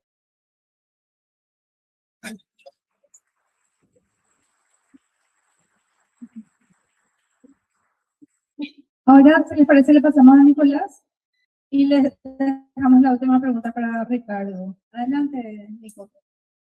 Dale. Bueno, primero gracias ahí por la pregunta. ¿Qué impacto va a tener el bloqueo del estrecho de Hormuz? Bueno, ahí lo que mencionábamos al principio, la importancia de ese estrecho es que por ahí pasa el 20% del petróleo, 20% del gas que se comercializa y se produce en el mundo, y también algo que yo no mencioné, se me pasó, el flujo de fertilizantes y otras mercancías que también pasan por ahí, pero los fertilizantes, dado que es una región, o sea, el fertilizante es un derivado del petróleo, del gas natural particularmente, eh, eso va a elevar los costos. O sea, el primer impacto va a ser la elevación de los costos energéticos a nivel global, que eso va a producir una inflación global y va a producir inflación en todos nuestros países, ¿no? Y ahí hay que ver si los países productores de petróleo en la región, por ejemplo, tienen medidas contracíclicas desacoplando los precios internos de los precios externos. El caso de Brasil, por ejemplo, tomó medidas para desacoplar los precios internacionales de los precios internos. El caso de Argentina, por el contrario, se equiparó los precios internos y los precios externos, con lo cual cualquier variación internacional golpea en la economía doméstica y eso produce complejidades, sobre todo en el entramado productivo de cada país. Sí, ahí sí es interesante, si pensamos esto de la integración regional, que si hubiese mecanismos de integración regional aceitados, podría la región actuar, digamos, como bloque ante estas disputas, ¿no? O sea, porque América Latina y el Caribe tiene, por ejemplo, Brasil es el principal productor de petróleo en la región, es el quinto productor de petróleo en el mundo, que produce alrededor de 4 millones de barriles día, si no me equivoco. México es el segundo productor de petróleo en la región con 1.8 millones de barriles día. Venezuela es el tercer productor, hoy lamentablemente condicionado por Estados Unidos, y Argentina es el cuarto productor de petróleo, y después, bueno, viene Colombia, Ecuador. Y después, por otro lado, el impacto de los fertilizantes, con lo cual, ahí, para cerrar la idea, perdón, si actuáramos como bloque, podríamos mitigar los precios internacionales sobre los precios en la región. Y por otro lado, el tema de los fertilizantes, bueno, América Latina es un productor de materias primas y principalmente de alimentos, lo que es Brasil, Argentina, Uruguay, como principales productores. Si los fertilizantes aumentan, bueno, eso va a provocar también una escalada inflacionaria en los precios de los alimentos, ¿no? Y eso, bueno, puede complejizar toda la economía. Y particularmente, bueno, cómo impacta en la economía doméstica de la población, digamos, de cada país, si aumentan los combustibles, ya sean las naftas, el gasoil, para el desplazamiento. O sea, eso va a encarecer el transporte público, va a encarecer el transporte particular, va a encarecer todo tipo de mercadería, porque en la mayoría de los países latinoamericanos la mercadería se transporta por camiones, ¿no? Con lo cual utilizan gasoil, y eso, bueno, va a provocar, digamos, inflación interna en los países. Si esto se sostiene a lo largo de los próximos meses, el precio del petróleo por encima de o en un promedio de los $100, ¿no? Eso como acción directa, ¿no? Muchas gracias. Ya le damos la palabra para la última pregunta, Ricardo. Sí, bueno, esta pregunta de Isabelino Rojas es muy importante porque, claro, ¿cómo cambiar, no es cierto? Y él habla de la unidad, yo creo que esa es la vía, ¿no es cierto? Pero yo diría que hay que pensar en tres factores que ya se está avanzando. Primero que tiene que ser una unidad programática, o sea, hay que llegar a un acuerdo, digamos, entre las distintas fuerzas democráticas, porque eso se trata. Creo que hay que pensar en una labor histórica de construir un Estado social de derecho, como dice nuestra Constitución, pero no se cumple, de construir ese Estado social de derecho, que nunca fue construido, o sea, siempre fue constituido. Entonces, si se encara ese proyecto histórico y en base a una unidad programática, bueno, puede despertar el interés de toda la sociedad, porque es derecho para todos, derechos humanos, derechos de los sociales, pero también, claro, una institucionalidad que le protege desde el empresario al trabajador, al indígena, al campesino también. Entonces, primero esa unidad programática, que tiene que ser amplia, ¿no es cierto? Porque derrotarle a este sistema que está totalmente alineado con, ojo, el señor Trump es prácticamente la encarnación de un imperialismo descarado, prácticamente un nazifascismo, sionismo, ¿no es cierto? Extremadamente cruel, duro, genocida, apoyado, no va a ser fácil derrotarlo. O sea, si no encaramos una unidad democrática amplia, bueno, los partidarios ese imperialismo cruel contra nuestro mismo pueblo, contra otros pueblos, y va a volver a triunfar. Y sabemos muy bien, hablando de Horacio Cartes, bueno, ahora está con algún problema de enfermedad, pero tiene un inmenso poder, sobre todo tiene contactos enormes. No va a ser fácil derrotarlo, o sea, no hay que hacerse ilusiones. Entonces, tiene que haber una unidad muy amplia del pueblo. Entonces, primero, unidad programática. Segundo, tenemos que llegar a un acuerdo muy concreto de que tiene que haber una candidatura presidencial de todo el Frente Democrático. Paraguay no tiene segunda vuelta. No es como uno dice, bueno, que vayan todos los candidatos, pero acá no hay segunda vuelta. Entonces, tenemos que construir esa primera vuelta entre los candidatos democráticos. Y el que no quiera participar en esa primera vuelta, pues no es de ese proceso de selección que acordemos entre todas las candidaturas, es porque está en realidad con el otro bando. Hay que crear, miren, en Asunción se creó justamente esa dinámica de unidad. Creo que avanzamos bien. Tenemos una candidatura única en este momento, apoyada por prácticamente todos los partidos de la oposición, y tenemos muy buenas chances de ganar. En Ciudad del Este también, el triunfo de Pereira Mujica, o sea, tenemos dos experiencias muy positivas y tenemos que avanzar en ese sentido, entonces, de unidad de candidaturas para de esa manera derrotar, entonces, a este gobierno autoritario, fascista, sionista. Y tercero, que no deja de ser importante, con eso concluyo, yo creo que hay que acordar de forma muy seria el cogobierno. Por un lado, el respaldo de todas las fuerzas del gobierno, no es que, bueno, apoyamos la votación y después cada uno hace lo que quiere, pero también la contrapartida del que se resulte electo el presidente de tener un cogobierno con las distintas fuerzas. Como hacen en Europa. En Europa es así, o sea, las fuerzas parlamentarias que apoyan un gobierno tienen participación en el gobierno. Es así. Entonces no es un invento del otro mundo. En base al peso, al poder que tiene cada fuerza, participan en el gobierno. Por último, si me permiten un anuncio, quizás Mercedes pueda ampliar, vamos a tener el 7 y 9 de abril, vamos a tener justo curso sobre este tema de criptomonedas, criptominería, base de datos, saqueo total, que ya te lo están haciendo, por los decretos de Peña están allí, los memorandos de entendimiento ya están allí, o sea, no es las empresas de criptominería, base de datos, están saqueando ya nuestra energía hidroeléctrica. La ANDE cada vez está presentando resultados cada vez más negativos. Nuestro proyecto de ampliación de la tarifa social que hicimos con muchos de ustedes está encajonado. Hay energía barata para los grandes ladrones y no hay una energía barata para el pueblo. ¿Qué es eso?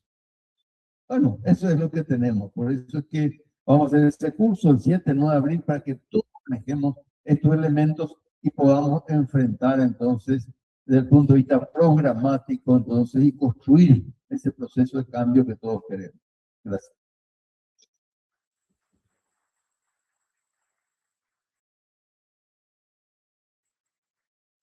Muchísimas gracias al ingeniero Ricardo Canese.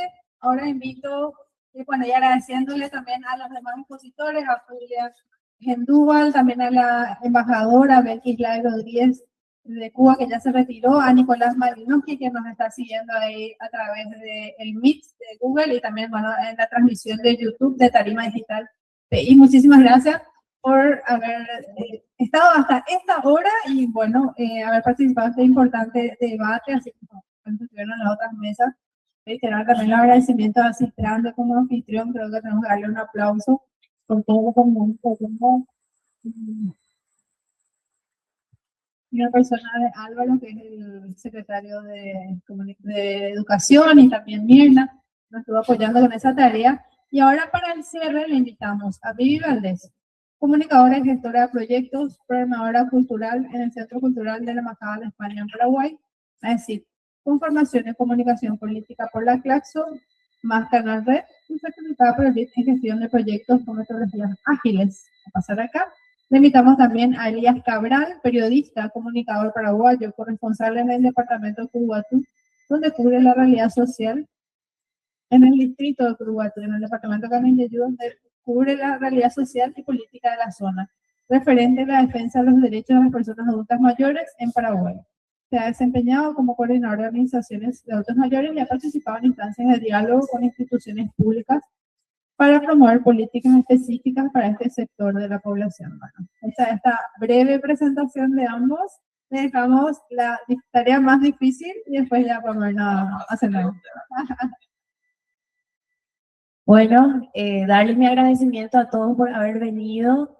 No estuvo nada fácil, estuvo bastante cansadito el desarrollo de los temas y acá estamos, ¿verdad? Quiero dar las gracias a Mercedes y a Isidro que hicieron posible todo esto, que fueron los que me dijeron desde un primer momento, vamos.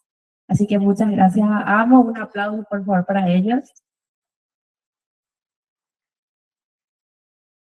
También quiero dar gracias a la Citrande que puso el lugar y que siempre da espacio a todos los proyectos que son de esta línea, sobre todo a todo lo que presentan Mercedes y Ricardo. Así que muchas gracias a la Citrande. Gracias a todas las personas que expusieron hoy. Tratamos de hacer una mezcla, ¿verdad?, entre la gente del sector social y también la gente que ocupa su tiempo en las bibliotecas, que siempre es importante mezclar, ¿verdad? Todos creo que tenemos tareas diferentes y tenemos que generar un espacio común para encontrarnos. Bueno, yo creo que de problemas y problemáticas hablamos muchísimo este día. Nada más decirles que el principal arma del capitalismo para mí es la tristeza y la depresión. Entonces tenemos que levantarnos todos los días con muchas ganas, con mucho ánimo de pelear y no dejarnos vencer, ¿verdad? Que las adversidades siempre van a estar ahí, pero hay que reponerse y levantarse. Y que ahora, bueno, está Santipeña y vendiendo todo el país, pero después vamos a estar nosotros. Pero para eso hay que creer, levantarse y trabajar, ¿verdad? Y también quiero agradecer especialmente a todas las mujeres que vinieron hoy. Estoy muy feliz de ver a tantas mujeres acompañando este panel. Les animo a seguir, a que prontamente cuando hagamos otro debate urgentes, volver a verles acá, a que no desistan de sus sueños y que las mujeres son la otra mitad y a veces somos la mitad más importante. Así que un aplauso para todas las mujeres. Y eso, muchísimas gracias. Elías, te paso el micrófono. Muy buenas noches, buenas tardes para todos. Un gusto de estar compartiendo este momento con todos ustedes. Gracias por la invitación a Tarima Digital, al señor Canese, y a todos los que estuvieron propiciando este encuentro, ¿verdad? Es muy importante. Y bueno, después de que se ha dicho todo, ya prácticamente es difícil de decir más. Pero nada más quería expresar mi preocupación como paraguayo sobre esta situación que estamos viviendo hoy.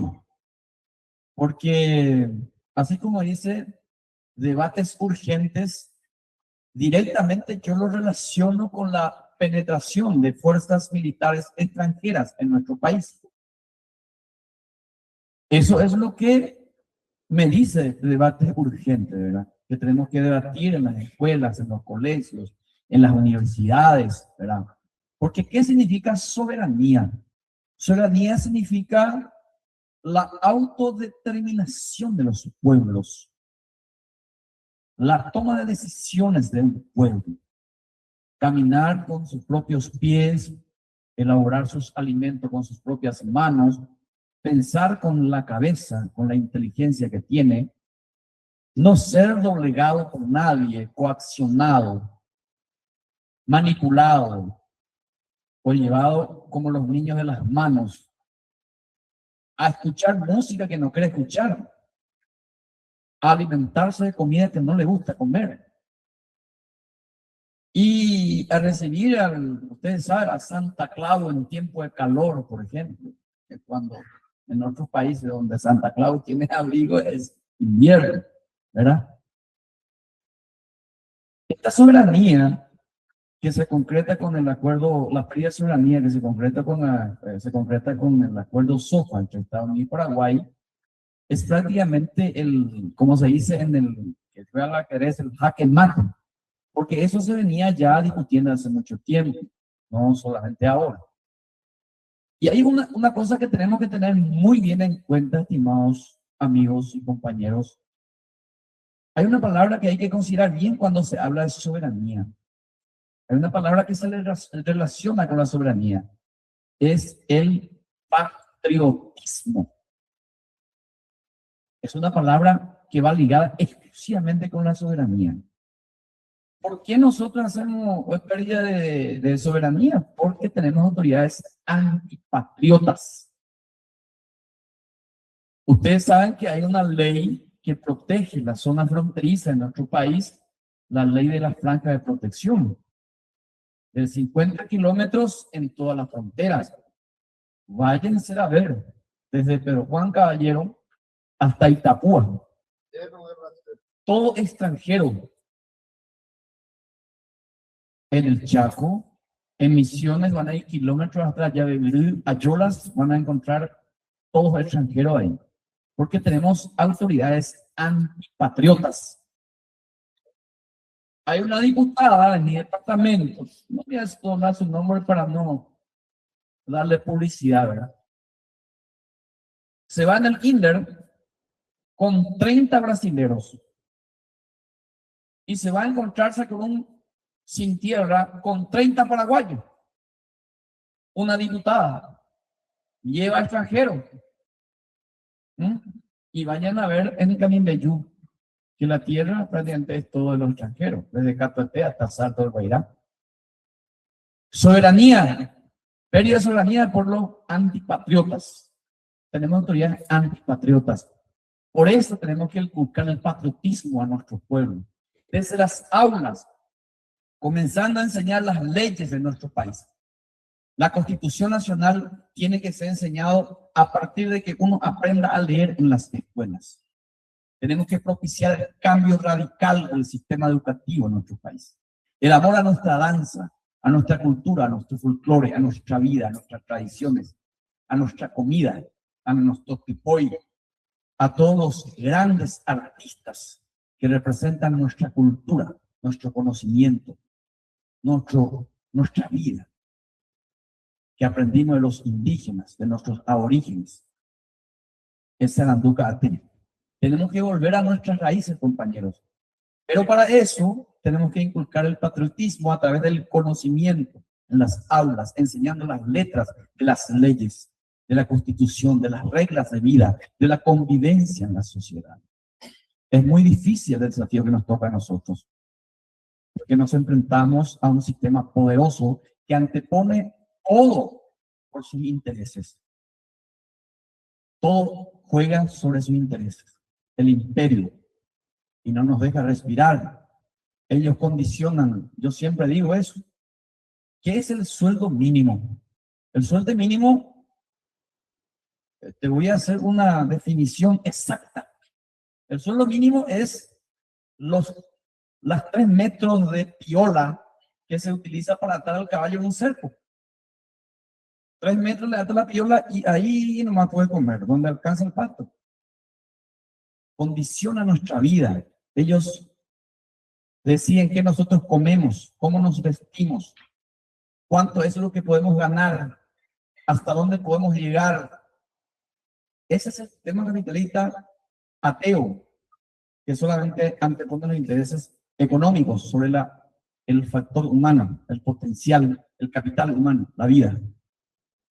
Y contra eso nos enfrentamos, compañeros. Es difícil, por eso hay que educar a nuestro pueblo, porque nuestra gente no conoce, muy poco ve el futuro, no es previsible, no sabe de aquí a 5 años qué nos va a pasar si seguimos así, la venta de nuestros recursos naturales. Hace 2 años hay una investigación de que había sido en todas las estadísticas de nuestro país, cada país es el más pobre. Pero si uno va a analizar, es el más rico, porque ahí se encuentran casi 5.000 barriles de uranio, hace 2 años, 3 años, 4 años atrás. Pero estos antipatriotas no le enseñan a nuestros jóvenes a manejar la ciencia, a manejar las técnicas para descubrir la riqueza que tiene nuestro país. Y no sabemos nosotros la riqueza que tenemos. ¿Quién sabe dónde hay silicio, magnesio, dónde hay oro, dónde hay uranio, ¿verdad? Hace 3 años atrás, ¿verdad? La riqueza que tenemos bajo nuestras aguas, bajo nuestras tierras, que son el acuífero guaraní, ¿verdad?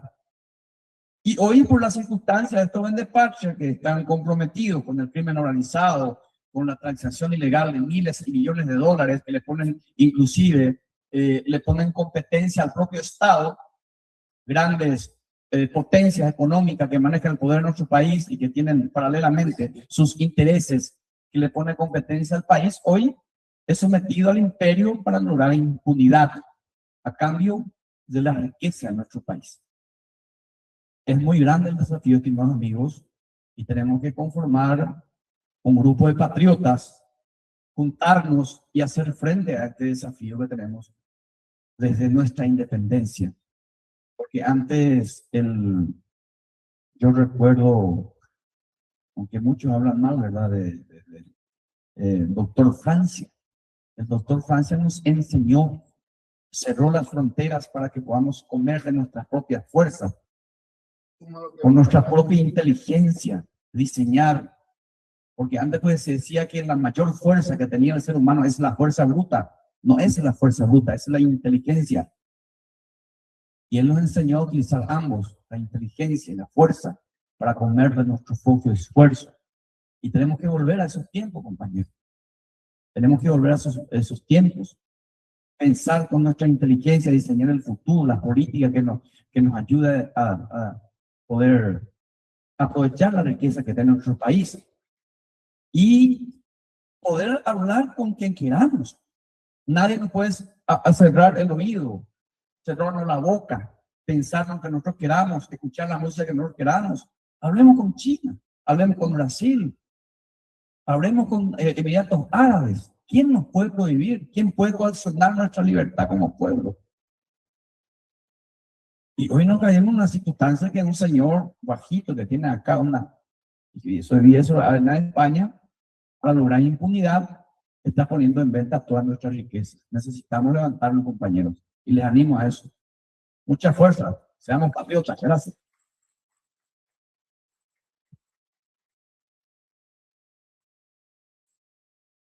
Bueno, con eso concluye entonces nuestro encuentro. Si quieren, vamos a sacar una foto todos juntos. ¿Qué les parece? Vamos a ponernos ahí junto a nuestro banner de debates urgentes. También agradecerle a la gente que nos estuvo siguiendo por Meet, por YouTube, por Facebook, por Twitter también. Norma Torres nos dice: saludamos nuevamente a los participantes de este debate nacional e internacional y a los panelistas con sus excelentes debates. Muchas gracias por dejarnos participar de este debate excelente. Las mesas de participación también participaron presencial y virtualmente. La verdad, hoy aprendimos mucho, muchas gracias. Y vamos a incluirle a nuestros amigos que nos están viendo, si pueden abrir también su cámara. Entonces ustedes también van a salir. Ahí está, ahí le tenemos a nuestro amigo Juan Carlos. Vamos a ponerle a todos en pantalla un ratito.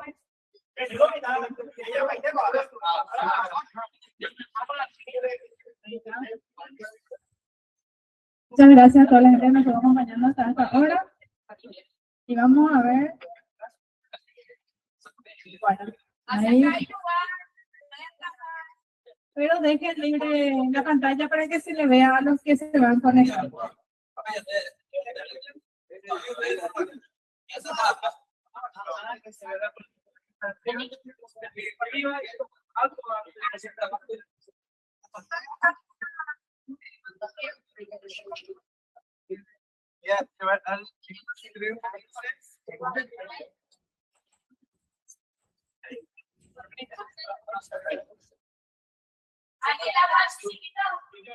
Bueno, sonrían, por favor. Dale, Diego. No necesitas tener el cordón. Sonrisa.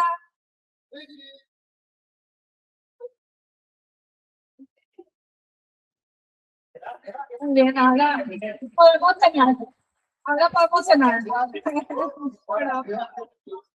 Bueno, muchas gracias a toda la gente que nos estuvo acompañando por el Google Meet, por Twitter, por Facebook y por YouTube, por haber llegado hasta este punto. Yo ya me despido también. Como Tarima Digital PI, estamos muy contentos de habernos encontrado y vamos a seguir debatiendo. Les esperamos el domingo a las 18 horas para hablar sobre geopolítica con Ricardo Canese, y para el curso de energía también esperamos sus inscripciones. Nos vemos. Chau. Chau.